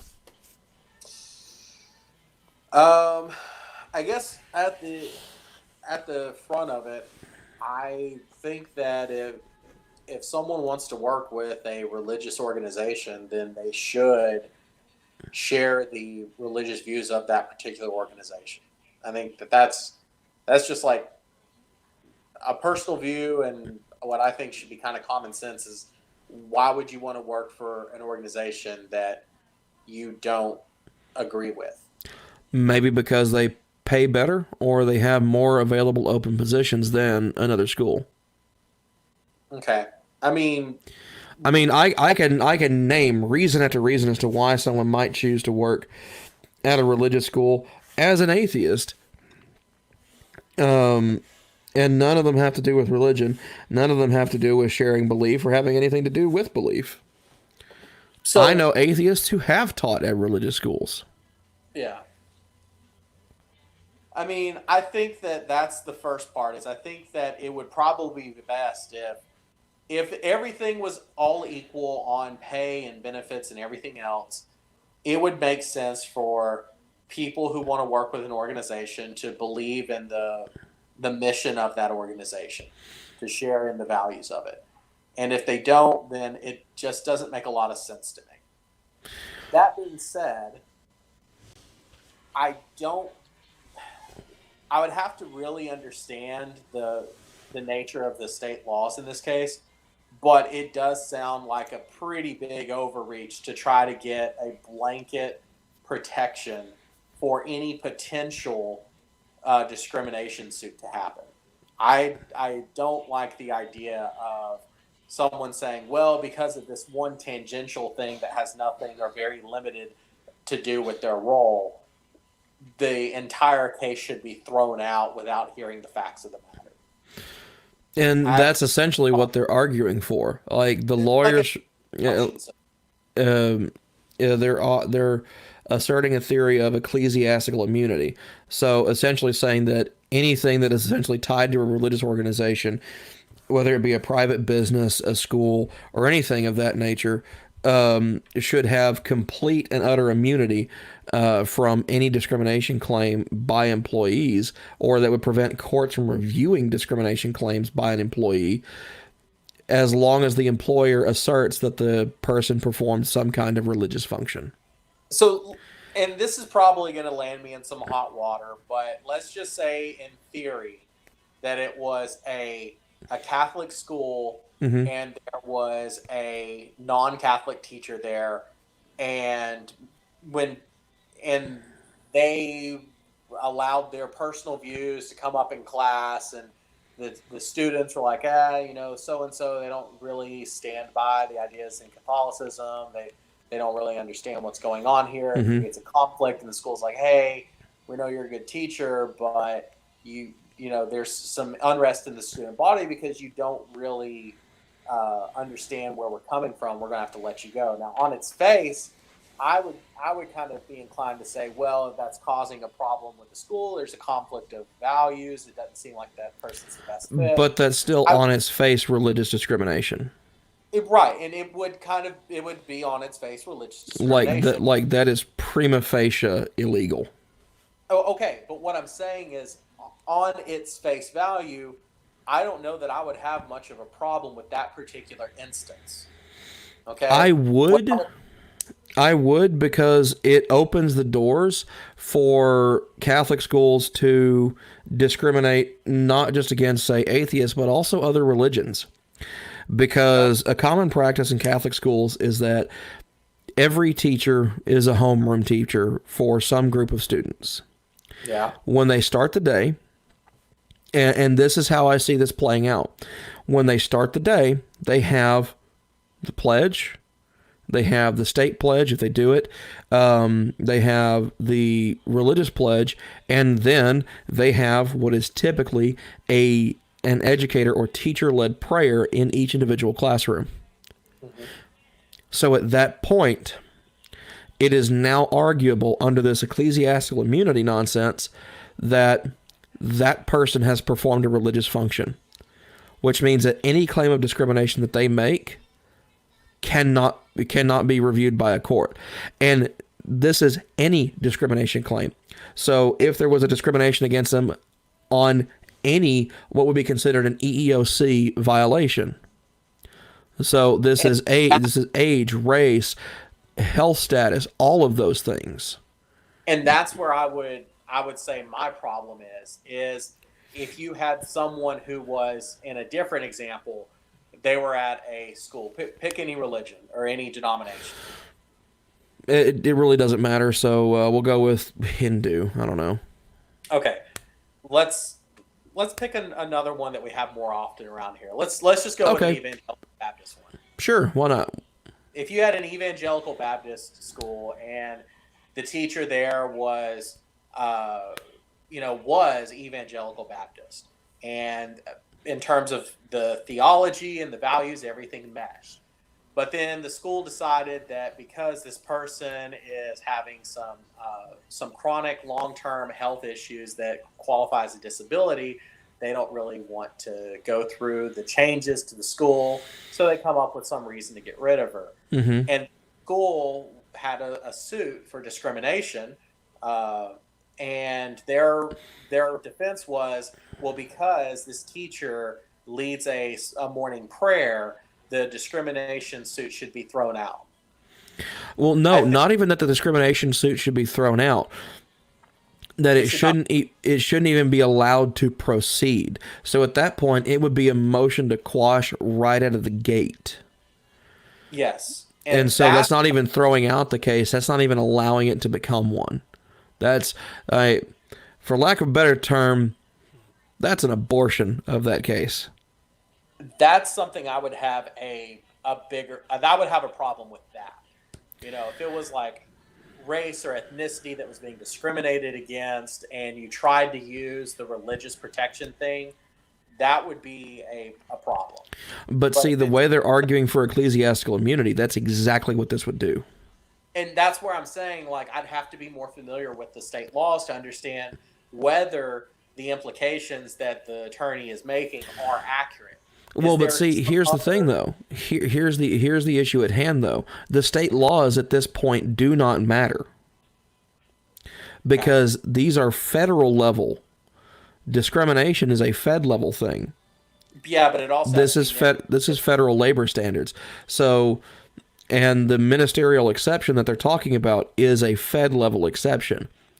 So what these lawyers are arguing for with these religious schools is that at a federal level, this should be allowed. Federal case, because at-will hire is a state-by-state issue. At-will hire is a state-by-state issue, yes. However, when it comes to discrimination claims, that's federal. There are federal statutes governing discrimination in the workplace. Only if the school has sought out and been granted an EEO status.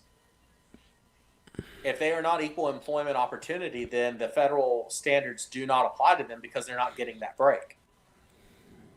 It's completely at will, depending upon that state. Yeah. Well, the states that they're referring to, it just says St. James School v. Beale and Our Lady of Guadalupe School versus Morrissey Baru. So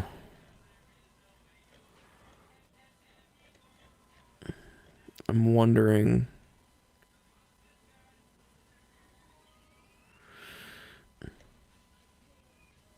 It's my understanding that a lot of parochial schools do not seek out EEO status because, one, they're so small that it doesn't really affect them that much because they have a limited number of employees, and two, it's in their interest, according to their school charter, to not seek equal employment opportunity status because they do often want to be some level of discriminated upon which teachers would be able to work there, and if they could remove them for a conflict of not necessarily a conflict of interest, but those vague, not upholding the standards and values of the school that a lot of those parochial schools put into place.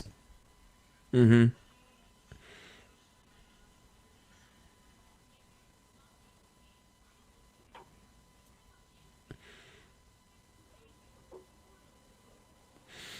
Right, but it's seeking to expand the issues from that were granted as the ministerial exception in Hosanna Tabor Evangelical Lutheran Church and the school versus EEOC.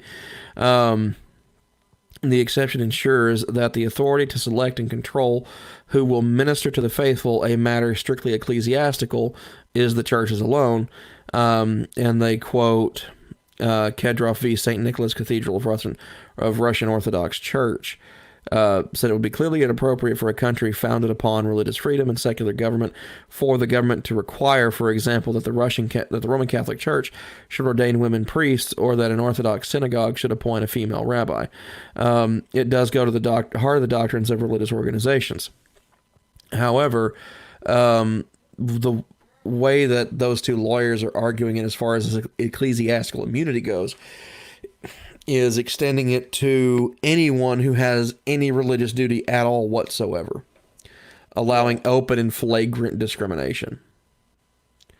And so that's where I see some really big issues popping up. More than anything else. And so I think that this most likely is going to be one of those landmark cases in regards to discrimination and separation of church and state that virtually nobody talks about. It's not going to be landmark because they're going to settle out of court like they always do. They've gotten their writ of cert to the Supreme Court. Yeah, something's going to happen. The court's going to deny that they have the standing or something. I don't know. I don't necessarily see them doing that. Not with Kavanaugh and Gorsuch in there. You don't think so? I think they might actually hear this one. I honestly think this would actually go to open argument. Is this going to the U.S. Supreme Court or the state Supreme Court? No, U.S. Supreme Court. Okay. This has already been appealed to, to SCOTUS. Yeah. And so that's where I'm thinking that this would end up being like one of those potentially landmark cases that almost nobody talks about it outside of a college or law school. So what was it that actually happened here? Like, did they just discover this person was not of their religion, so they're firing them? I haven't read through the entire amicus brief on this. And so this seems to be two particular cases. So let's go ahead and look at those two cases. So we're going to pull up the Morrissey-Baru case first.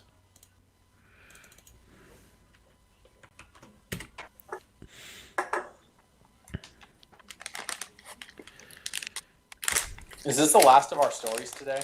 Yes, it is actually.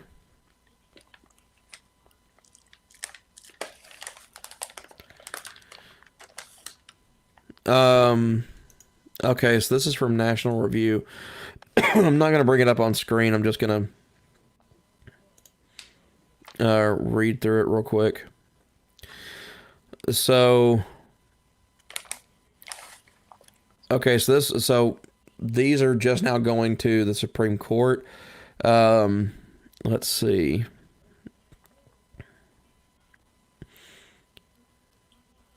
And it looks like we've already got some initial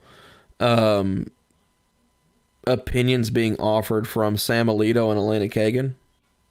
Mm-hmm. The reason why is because in recognizing the Hosanna Tabor decision in 2012, the ministerial exception protects the right of religious groups to shape their own faith and mission through their appointments in order to exercise genuine autonomy under the religion clauses of the First Amendment. Churches must be free to decide for themselves who will hold positions of significant religious responsibility.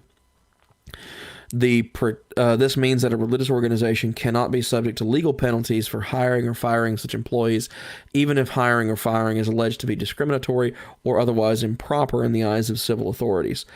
The protected category of religious employees includes, most obviously, the traditional role of ministers in the Protestant tradition. But as Justices Alito and Kagan have pointed out, it cannot be limited to ministers because most faiths do not employ the term minister, and some eschew the concept of formal ordination altogether. For this reason, they explained, a proper respect for the autonomy of all religious faiths requires the government to refrain from interfering of the hiring or firing of any employee who leads a religious organization, conducts worship services, or important religious ceremonies or rituals, or serves as a messenger or teacher of its faith. In Our Lady of Guadalupe, the Ninth Circuit refused to apply the ministerial exception to a teacher at a Catholic school who played a critical role in the Catholic Church's mission of conveying the faith to the next generation. The case involves a fifth-grade teacher at Our Lady of Guadalupe School. Her duties required her to teach the tenets of Catholicism, lead her students in a daily prayer, and plan the liturgy for the school's monthly Mass. To ensure that she was qualified to serve as a religious teacher, the Archdiocese of Los Angeles required her to take a course to become a certified catechist. After the school declined to renew the teacher's contract due to her performance, she sued the school for age discrimination. A federal district court rejected her claim, holding that civil courts could not second-guess a Catholic school's judgment over who could serve as one of its religion teachers. That decision was consistent with a long line of cases holding that religious schools must retain full autonomy over such employment decisions. On appeal, however, the Ninth Circuit reversed. Although the court acknowledged that the teacher had significant religious responsibilities, it nonetheless held that the ministerial exception did not bar her claim, in part because her title of teacher was secular and she did not hold herself out to the public as a religious minister of any kind. Rather than focus on the critical religious function the teacher played, the court dwelled on the factors to deny the school's right to control. Oh, this is National Review, so of course it's going to be with a little bit of a bent to it. Talking about formalistic factors, they're claiming that this defies Supreme Court precedent, but also created a circuit split with every other federal appellate circuit in the country that has considered the issue. Okay, so what we're dealing with here is potential age discrimination. Right. Which is one of the things we talked about earlier. Mm-hmm. It's not discriminating against the religion. So right. It's kind of interesting that particular case is what caught the eye, because for all intents and purposes, it sounds like that this person is a devout Catholic working for a Catholic school, mm-hmm. and is 100% agreement with the Catholicism and its stances. Right. The school is arguing that her performance has suffered, and they're just outright dismissing her. And she's arguing that she's being let go because of her age. Right. But at the end of the day, the school is saying, well, we can dismiss this because it's a religious teacher. Mm-hmm. So what I was describing earlier was the assumption that these were classroom teachers that did an offhanded throwaway morning prayer or something to that mm-hmm. effect. But this is very much like the person that designs the liturgical information. She is in charge of teaching a catechism class. Like, these are not like science teachers or history teachers. Mm-hmm. This is a theological teacher whose role is basically a good part of what your religious experience is. Right. So, this is kind of a completely different situation than what we were discussing earlier. Right. This particular one, yes. So, But at the same time, she's not really a minister. She's teaching these things in a classroom aspect. She's not. This isn't exactly what you would consider spiritual guidance, except for maybe the mass part of it, I would say. But there's a lot of religions that they refer to the person who's giving the education as a teacher and not as a minister. I believe that's common in Islamic schools. And True, but at the same, well, yes, the term imam means religious teacher, essentially, if I remember right. But no, this is specifically a 5th grade teacher, so who in the state of California is carrying a commission as a teacher, as an educator. And on top of that, she's teaching in a classroom setting the tenets of Catholicism. Yes, but and so she is Catholic, she is devout and all that, but this is taking place in a classroom setting. This is not necessarily spiritual guidance. Outside of her planning the liturgy for the school's monthly mass, but that's not her day-to-day job. But isn't that like how Hebrew schools are set up? They're set up in an actual like school environment. Right, but that's not how Catholic schools operate. Catholic schools are just actual schools. And for the most part, like the one that I'll reference specifically is Bishop T.K. Gorman's school in Tyler, Texas. The school is separate from the cathedral. The cathedral where they hold mass is the Cathedral of St. Peter and Paul, and it's like right down the road. Yeah. And so the school is a school. They have religious classes in that school, but it's taught entirely as a classroom setting, not as a spiritual setting. Whenever I went to Catholic school, I never attended any of the catechism classes. These aren't catechism classes. This is not catechesis. Catechesis happened. No, it's not. It said that she had to be a certified catechist. Yes, she is not teaching catechesis. I think we might have a difference of understanding of the facts of the case, though. No, when you go through catechism, when you're becoming catechized, at least from my experience when I went through it, was about a year-long process that was done with a priest. Mm-hmm. That's not what's happening here. She's not a priest. She is a 5th grade teacher that teaches the material. She teaches some of the tenets of Catholicism. Yes, she is teaching a religion class.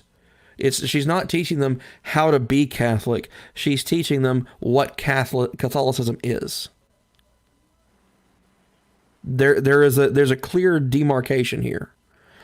Is that she is teaching what Catholicism is, and for her to accurately teach what Catholicism is, they required her to receive a certification as a catechist to demonstrate her full understanding. But she is not leading a catechism course. She is not leading these students in a catechesis. Because a catechesis is a very specific, formal process that is done with a priest. And it cannot be done without a priest. And so this is, based on my understanding of it, was her going through and receiving a specialty certification as more of an honorific to demonstrate her understanding and knowledge of the material, to accurately teach it. Okay. Because she is only held out as a teacher. She is not held out as a catechist, aside from the fact that she has that certification. Well, it said that she publicly held herself out only as a teacher. Yes, and that also matters as well. She is not recognized in the way it was described by the school. She's recognized as a teacher. She's not recognized as ministerial staff. She's recognized as a teacher. She's an educator. She's attached to the school, not to the church. Right. Because those two are still separate entities within the organization. Just like at TK Gorman, the school is separate in part from the diocese because it adheres to state education law to be recognized as a school.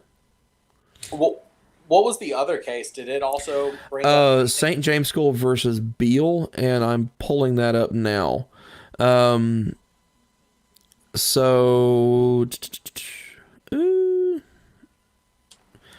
so the ADL doesn't really offer anything specifically on it. It's just let me see if I can pull this up. No, this is just the amicus brief that I was already looking at. Okay, so I need to find another article on this one.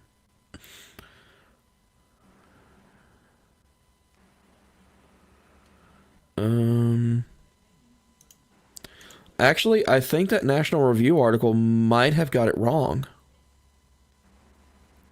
Okay. No.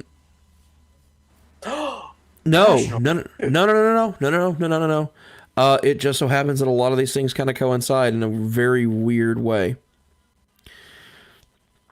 So, in Beale v. St. James School, the plaintiff, a former fifth grade teacher, filed a lawsuit against the defendant, St. James Catholic School, alleging the school's decision to terminate her employment violated the Americans with Disability Act. The school terminated the plaintiff's employment after she contracted breast cancer and needed to be absent for a good portion of the school year to undergo chemotherapy. So this is a similar situation. It just so happens that they're both fifth grade teachers. One for age, one for health.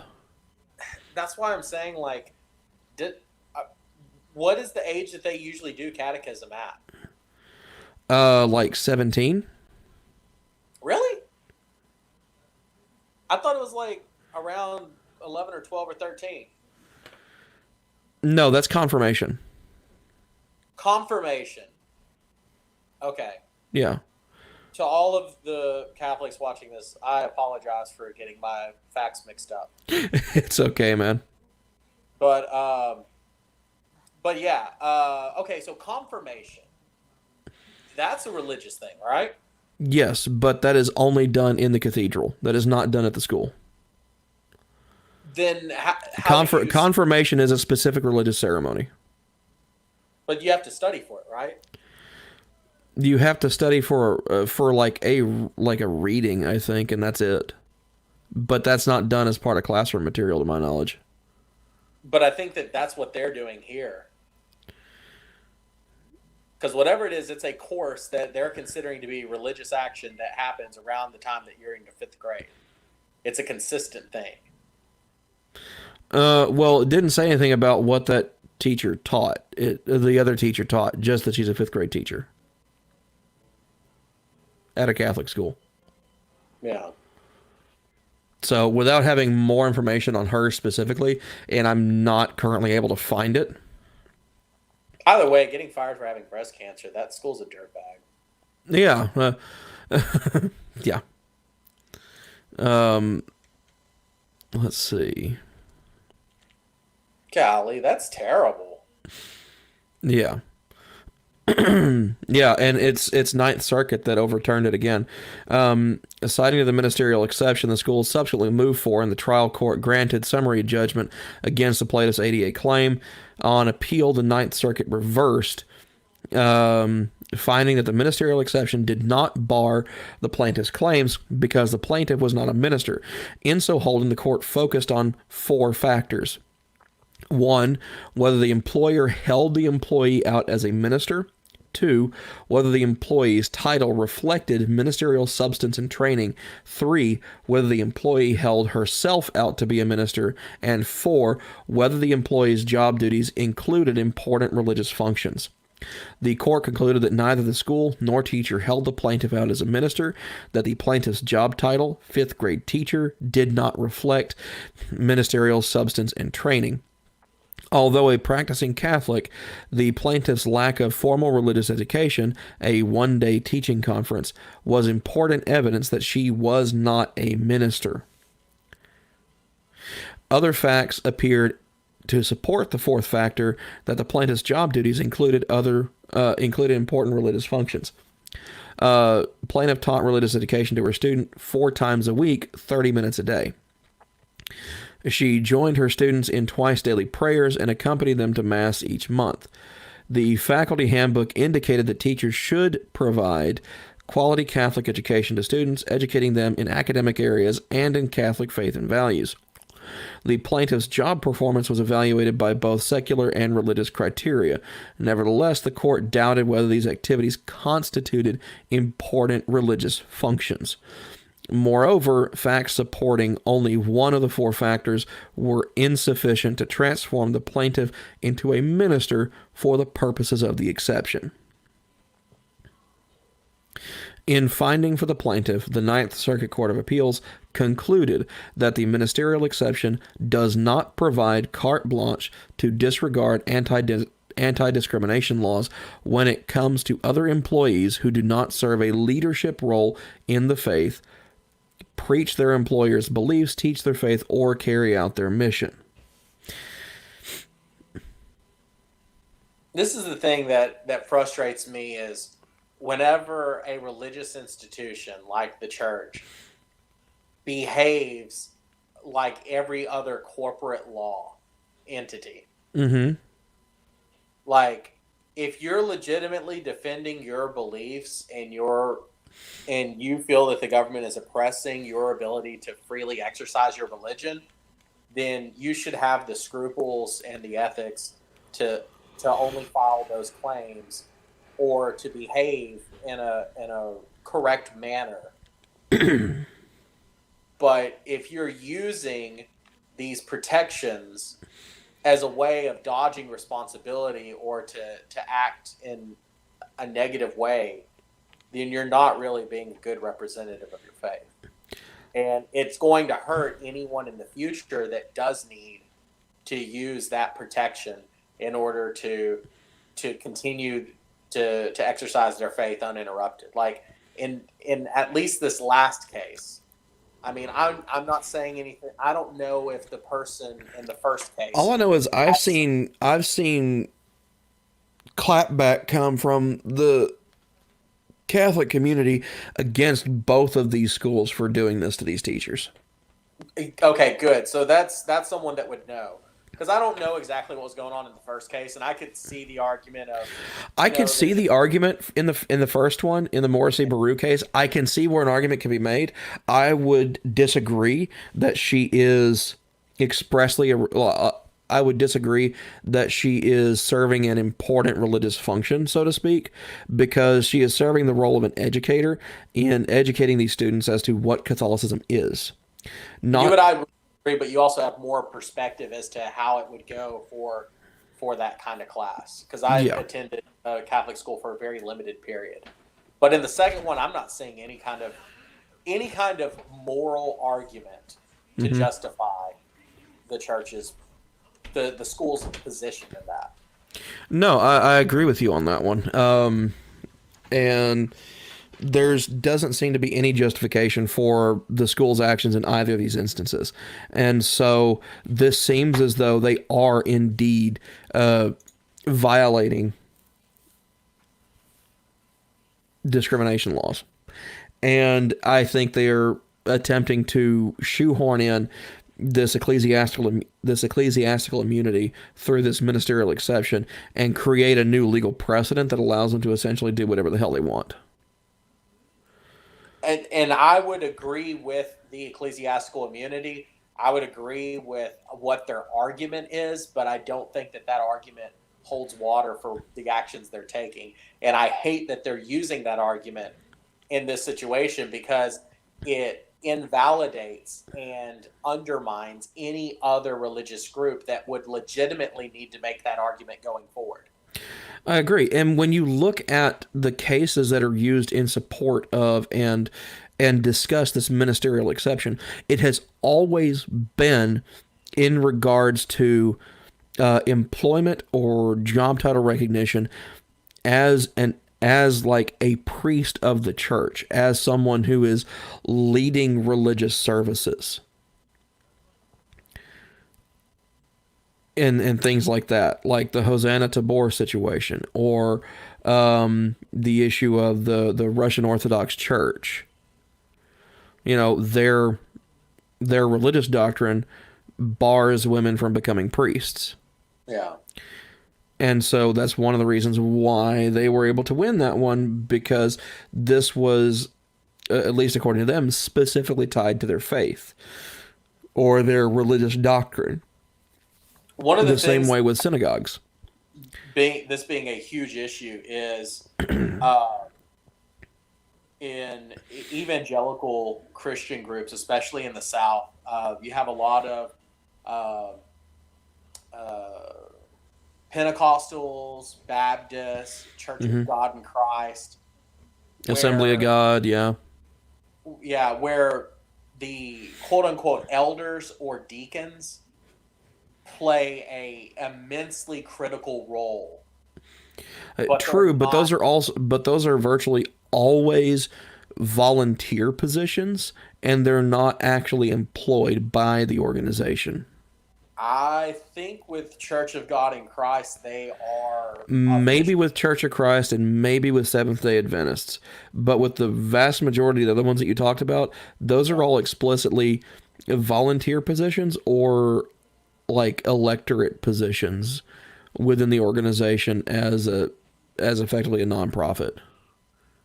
Yeah. There's no salary, there's no employment attached to it, there's no benefits package. It's just a position, a volunteer position of limited authority within the organization. Right, and but so, if they were at a parochial school, they would probably, I could see where they would pull exclusively from those positions for specific things. True, I could see that potentially being done. If they were to start a parochial school and have it actually be a school where it became like paid positions, where actual employment contracts would have to be drawn up, discussed, agreed to, signed, and formalized, and all that kind of stuff. But on its face, that to me seems like it would not be anything that holds any real water, because if you're a volunteer deacon for something, then you take into account the understanding that at some point they could decide, based on the whims of the congregation, that they just don't like you anymore, and now you're no longer a deacon. Yeah. I mean, this happens in churches all the time, but because it's a volunteer position, it's not a paid position. It's not like any particular job of yours is at stake. At best, it's social status. I know a lot of churches in those groups that do have paid positions for the praise and worship band, and also the technical teams for the audiovisual setups. Right, but in those regards, I would say that those are technical jobs. Those aren't important religious functions. That's an equipment-related job. And so I would say that any anti-discrimination laws would entirely come into play there. But that's instrumental as part of the, no pun intended, as part of the religious service.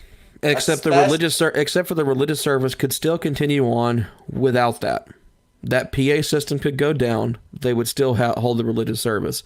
That guitar could snap a string, those microphones could malfunction, they could still hold that religious service. It would not serve any impact to the doctrine. I would disagree. I think that in some churches, the praise and worship band is instrumental. That's not my personal theology, but I have attended churches where the Sunday service would not be able to go on if they did not have, because either that or just be a hell of a lot shorter because it's mostly just a concert.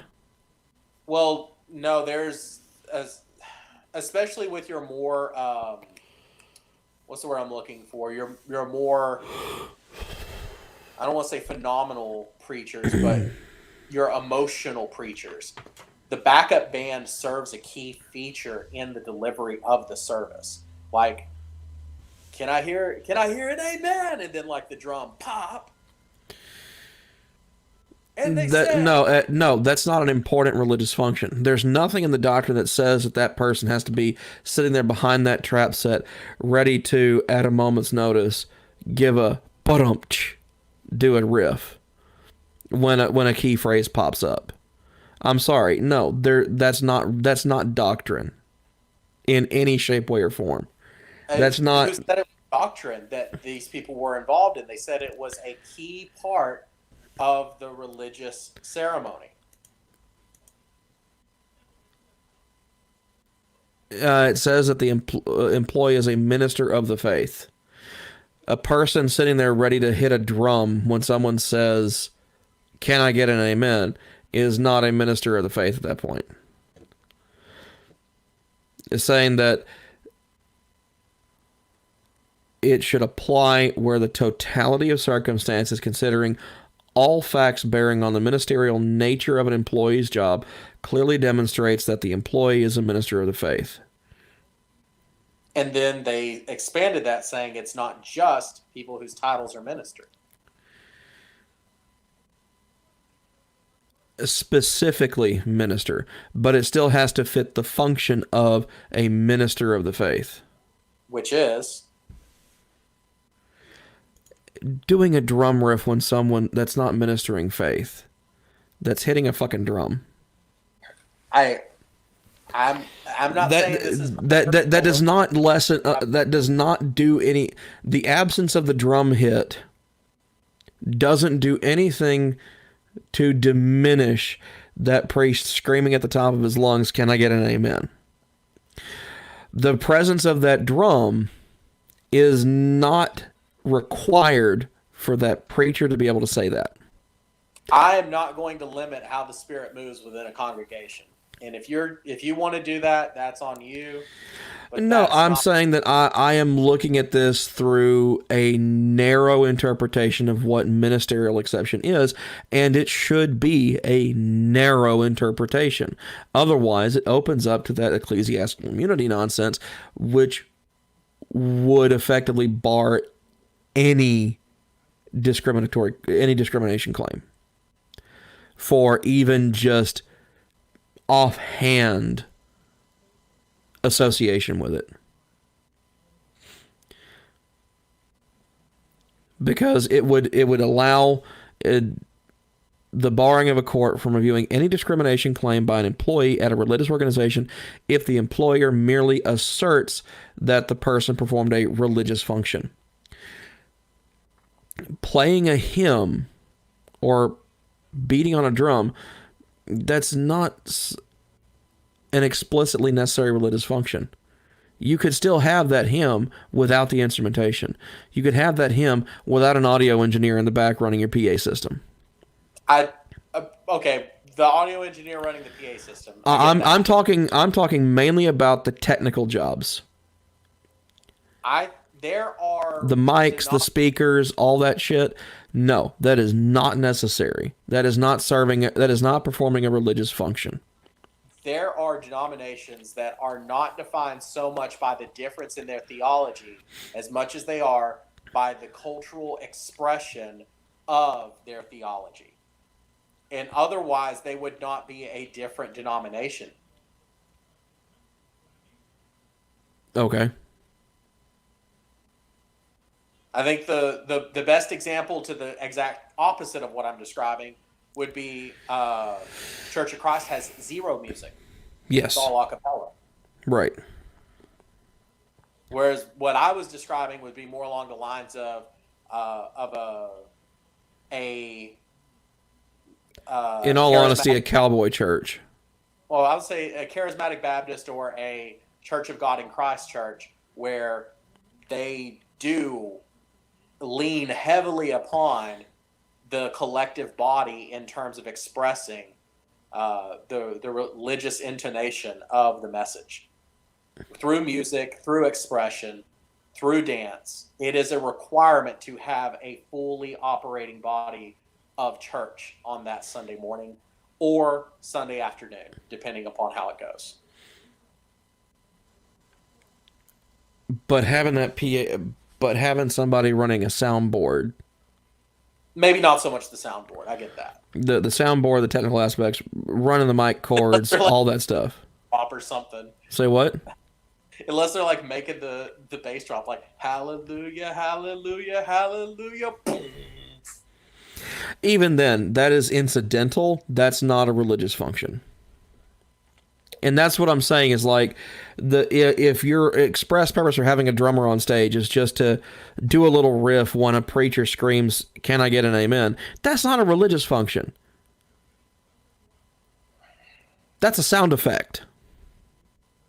That's one way of looking at it, but That is a sound effect with a pulse. We're gonna have to disagree on this.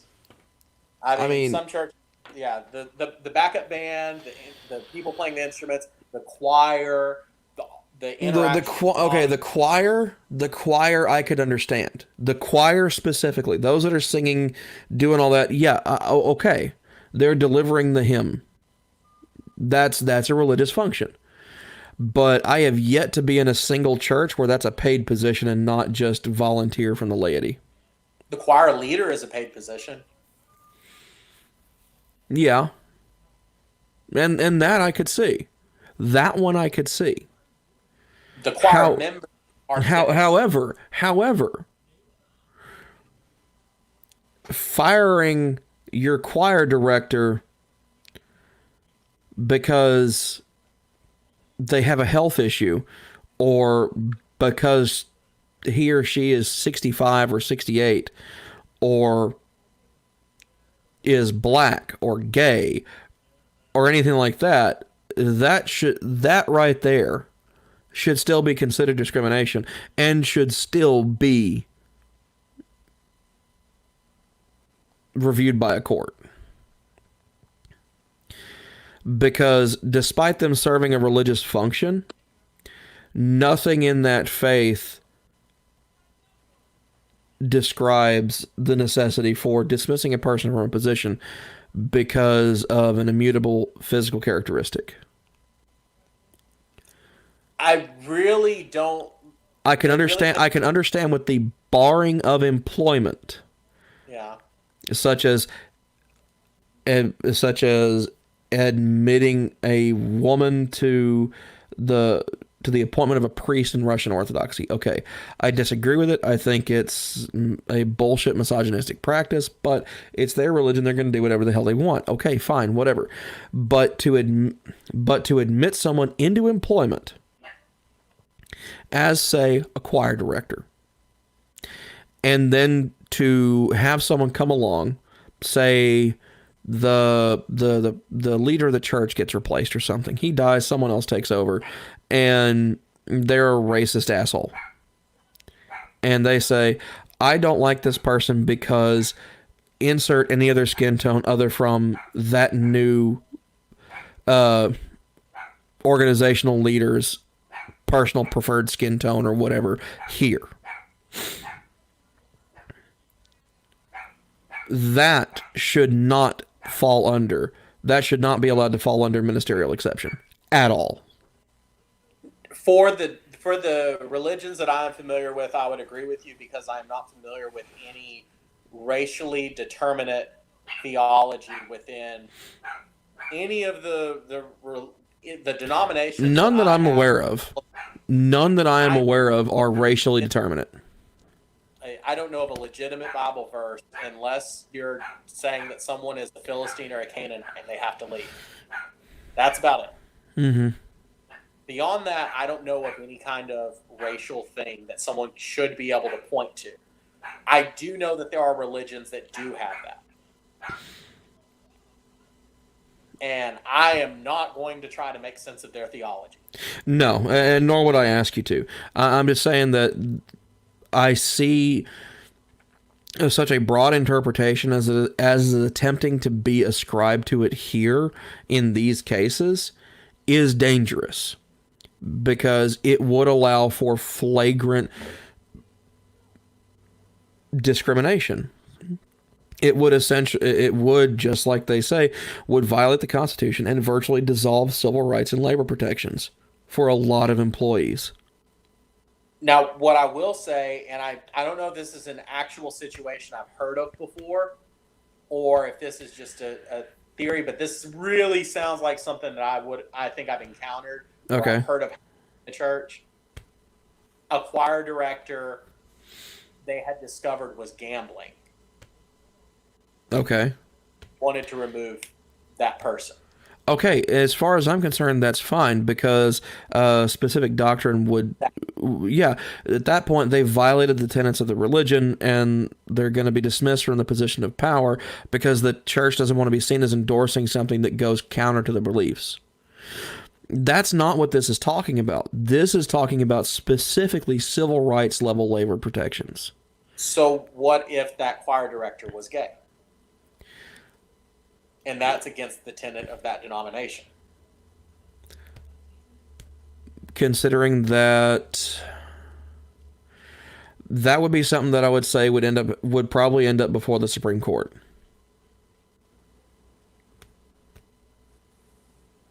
And that's and I think that would, and I honestly think that would be even a separate issue from this one. I really do. In all honesty, I actually kind of wish that when Ted Haggart lost all of his stuff and whatever, because people found out he was gay and along with a bunch of other criminal activity that he was engaged in. I think that had a lot more to do with people's rejection of probably so, rather than his particular sexual proclivities. Although I'm sure for some people they probably did play a role. I mean, given the time frame in which it happened and the fact that we're still evolving as a society towards actual acceptance of people who have other than heteronormative sexual preferences. Here's why the sexual preference thing or the sexual orientation part was so relevant to that. Because it highlights the level of hypocrisy because of how egregiously and aggressively anti-homosexual conduct he was in his speaking. Yes. It was such an enormous part of what he Oh yeah, preached. he was a hate preacher. He was much like Steven Anderson. Yeah, it goes all the way up to the hypocrisy of it. But what I believe most people were very upset about was the meth and prostitution side. Yeah. The hypocrisy almost made it comical how ridiculous he was. Oh yeah, he was the butt of a lot of jokes. No pun intended in that one, actually. For a very long time. Like, he was mentioned on Bill Maher, I think, at least once every couple of months for like the next 3 or 4 years. Do you know what I thought was really interesting about that whole situation? Go for it. How many people were so attached to him and he was such an important part of their life that they wanted to forgive him and allow him to retain his position. There were a lot of vocal people who, on one hand, I think that's a good thing that people were accepting of him in spite of everything else. But on the other hand, I think it's really worrisome how to me, that just speaks to a whole new level of brainwashing. Yeah. In that he achieved such an effective level of cult-like mental control over his congregation that they were willing to look past the fact that he went against literally everything he taught them. Yeah. Because he had developed such a true cult-like following. Yeah. I mean, to me, that just speaks to really efficient brainwashing. And holy crap. But anyway, we're getting to the 2.5 hour mark on this, and I think we've kind of beat all this into the ground as much as we possibly can. But to get back on what you're talking about with the whole aspect of, okay, dismissing a person because they find out they're gay, well, regardless of going against the religious tenets on that one, I would say because I accept what I consider a fact that being homosexual is not something that a person chooses. That they are born gay, essentially, and that there are some biological markers that do support that thesis. More study needs to be done on it, obviously, but some of the information is already there. That's an immutable physical characteristic at that point, and would fall under the protection of anti-discrimination legislation. And so that is something that I would think would go to the Supreme Court, because the two instances that we're looking at right now, nothing in the religious doctrine says that a person has to be in perfect health all the time to be able to do what they do, and none of it says anything about being a particular age. And so the age and health discrimination that we're seeing as the potential issues here seems pretty obviously in favor of the plaintiffs, not the schools. The issue that you bring up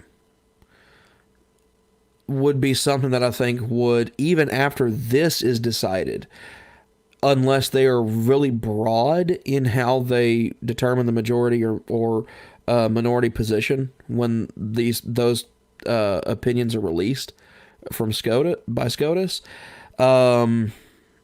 I would say it would end up causing an entirely new case that would probably end up going to the Supreme Court level again. Yeah, probably. Because that's a very specific type of case you're talking about there.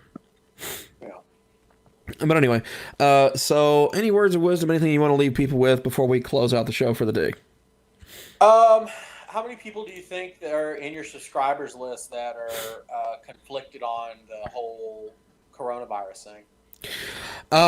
You know what? I honestly don't know. And I purposely have not run a poll on it because it doesn't really have anything to do with the channel. But what I will say about COVID-19, the coronavirus, is that if you want information on it and you want information on the disease itself, what it does, how it affects people, then you should really only be looking at the CDC and the World Health Organization sources. And DHSH. Yes, and DHSH. In wherever and however those state health services, Centers for Disease Control, the World Health Organization, whatever entity that is for you in your home country, if you are outside the United States and you're watching this, that's where you should be getting your information about the virus and the disease that is caused by the virus from. Not from the news, not from the media, not from your parents, not from fucking Facebook. From the actual scientifically authoritative organizations that study this stuff for a living.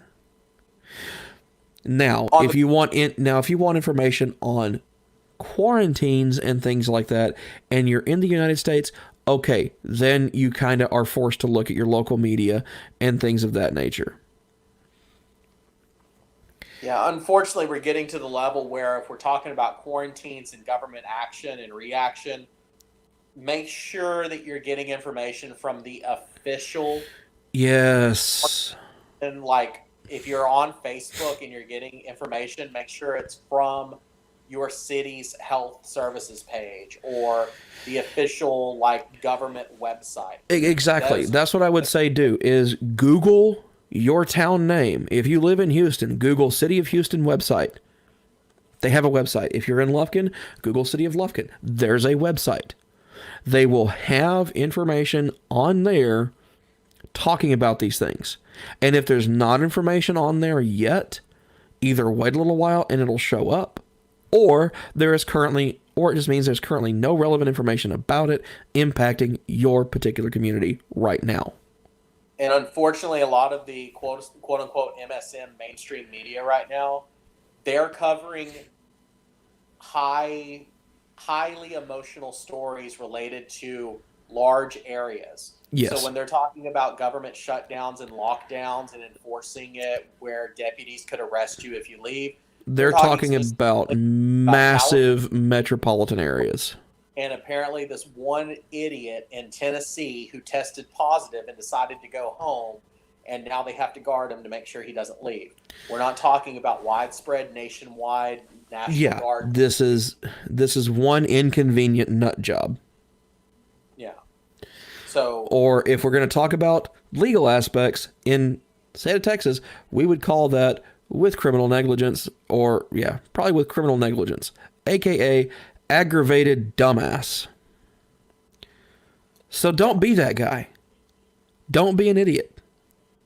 and Drew, you can tell me if I'm off on this or not, but Okay. I think that the best thing for us right now, instead of worrying so much about like, oh my gosh, what's going to happen if I get it? What you could probably do right now that's the best is, first of all, be clean and be safe. Wash your hands. Don't touch your face. Yes. You know, I heard someone the other day say, if you're right-handed, use your left hand to open doors, and then that way you're less likely to cross-contaminate without, subconsciously touching. Exactly. And also, another thing I would say for those people who are really worried about this, and there's no talking you down about it, and you're just going to sit there and basically bathe your hands in hand sanitizer every couple of hours, even though you haven't left the house. Okay, fine. If that comforts you, if that makes you feel better, if that helps you cope and rationalize this, that's far from the worst thing that you could do. The only thing I would suggest at that point is make sure you have some kind of decent level of moisturizing lotion there, because that hand sanitizer is going to dry your skin out like a son of a bitch. Yeah. I was going to go one step further and say, make sure that what you can do on top of keeping yourself safe is try to limit your contact with elderly people and immunocompromised. I already told my parents I'm not going to see them for another 3 months. Right, exactly.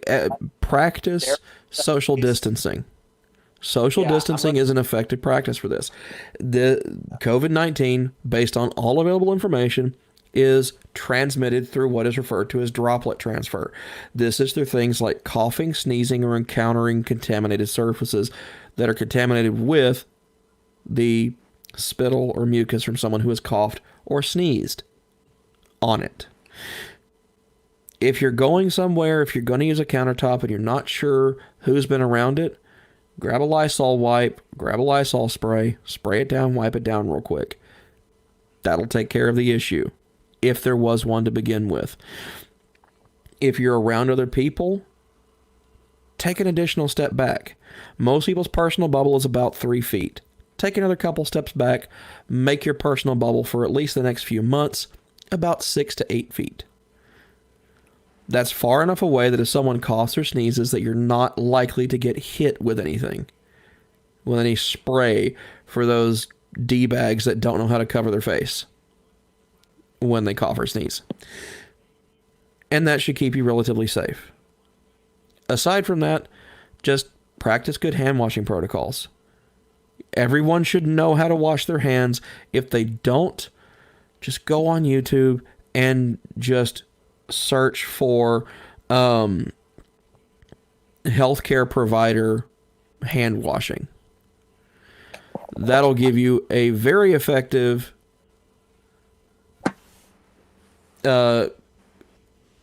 interpretation, or a very effective education as to how to wash your damn hands.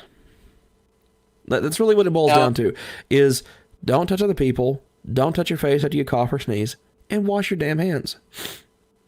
So I don't know if this is considered fatalistic or not, but here's my personal perspective on it. Go for it. And you can tell me if I'm completely wrong, but I think in addition, because we've already covered all the things you need to be safe and all that. Right. I'm kind of the impression right now that I think the majority of people are probably going to catch it before it works its way out. I think everyone is pretty much going to likely get it. It's possible. The reason why we're only seeing 250,000 or 500,000 people with it is something like that. Those are the people that are showing symptoms that we've needed to test.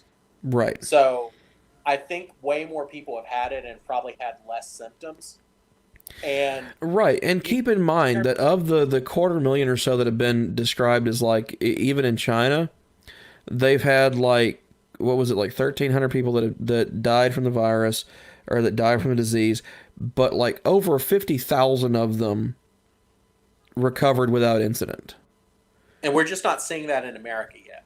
Exactly. We're not that where we're getting the recovered people. Right, But because it hasn't been a long enough exposure time, unfortunately. And so I think that's what's worrying people more than anything else, is that they're not seeing the recoveries happen. They're not seeing all that take place because it hasn't been long enough yet. But measures are being taken, steps are being taken, there are policies and procedures in place to protect people. If you're asked to stay in your home, just do it. This is for public health. This is coming from a libertarian who doesn't like the government getting involved with hardly anything. But I'm willing to recognize a legitimate role of government, and preserving overall public health during a public health emergency because of a global pandemic is a legitimate role of government. Yeah. What I will say is that I don't think this is something to cause yourself too much stress about, though. No. I think that if you're just kind of accepting, there's a Bible verse, but I think I talked about it last week, and it's several different parts in the Bible. It's the same thing that Jesus said. He said it's in 3 different or maybe more books in the Bible, and it's lilies of the field. They toil not. They don't worry about what they're going to wear. Think about the birds. They don't think about what they're going to eat. God provides. Mm-hmm. Okay? And as much as we joke around and talk about the difference between, like, I am a creationist, okay? I believe that God created the earth. It's okay. He can be wrong. You believe in cosmological Big Bang and then evolution, right? I wouldn't say I believe in it. I would say I accept the facts of it. Okay. In either way, I do also believe in a degree of evolution. And you can tell me if I'm wrong on this. Humans get stronger and we grow and we evolve by being exposed to diseases like this. We're eventually going to either catch it or get a vaccine. And when we get that vaccine, we're going to develop a herd immunity. And whenever we eventually work it through the population, we're going to also develop that same immunity, and it will stop being such a big issue. It's happened in the past, and this is what happens. We get exposed to diseases, we get stronger, and then we beat it, and then we grow. Right. Case in point in this one would be, there's a lot of people drawing parallels and comparisons between the coronavirus COVID-19 issue and the Spanish flu epidemic of 1918 to 1920, which killed approximately 50 million people worldwide. Nearly 750,000 people here in the United States. However, that was a very, very different disease. In fact, it was H1N1. We developed a vaccine for it after that, and also improved our medical practices. We had, for people who don't remember, an H1N1 outbreak in the U.S. not all that long ago, about 11 years ago in 2009. There were swine flu. Right, swine flu. There were very few deaths. We had a vaccine ready to go, and that mitigated it to where we didn't see anywhere close to what would be compared to the Spanish flu epidemic of 1918. So, also, H1N1 is a much more serious, much more immune system attacking kind of disease. It's not like COVID-19. COVID-19 is much milder. It's basically a really bad cold, kind of an upper respiratory infection, at least as far as symptomatics go. The problem is how easy it is for it to spread. Exactly. So, one thing I would highly encourage people to look at is there is a video on the YouTube channel Kyle Hill, where he talks about the coronavirus. He gets into the weeds on some of the scientific aspects of it, such as its R0 factor. R0 factor is basically its rate of spread. In this case, it's about a 2 to a 3, meaning that for every one infected person, they will most likely encounter and potentially infect 2 to 3 others. However, that's nowhere near as serious or dangerous as, say, something like a disease that we vaccinate for, which is why anti-vaxxers are fucking morons. Things like measles. That has an R0 factor of 15 to 18. So, putting all that into perspective, the media is blowing this out of proportion. There is no need for people to get all worked up about it. Stocking up and hogging all the toilet paper doesn't do you any good because COVID-19 doesn't give you diarrhea. Ironically, I have had diarrhea this week for about 2 or 3 days. Nobody ever needed to know that, Harry. Don't ever do that again. But I did not stock up on toilet paper, and I'm still completely okay. Because I buy in bulk as it is. I didn't buy 3 packs of the bulk size. I bought 1 pack of bulk sized, and I still have dozens of rolls from 6 months ago when I bought it. Also, if you just want to be a cheap bastard and never want to buy toilet paper again, it's something called a bidet. I mean, that's a viable option. And depending on where you look at that source of information, it is considered actually a healthier practice than using toilet paper. But anyways, I digress. COVID-19. Should you freak out? Right, on a scale of 1 to 10, 10 being completely freaked out, oh my god, it's the apocalypse, we're all going to die, and 1 being, oh, it's chilly outside today, I would say rate this at about a 3.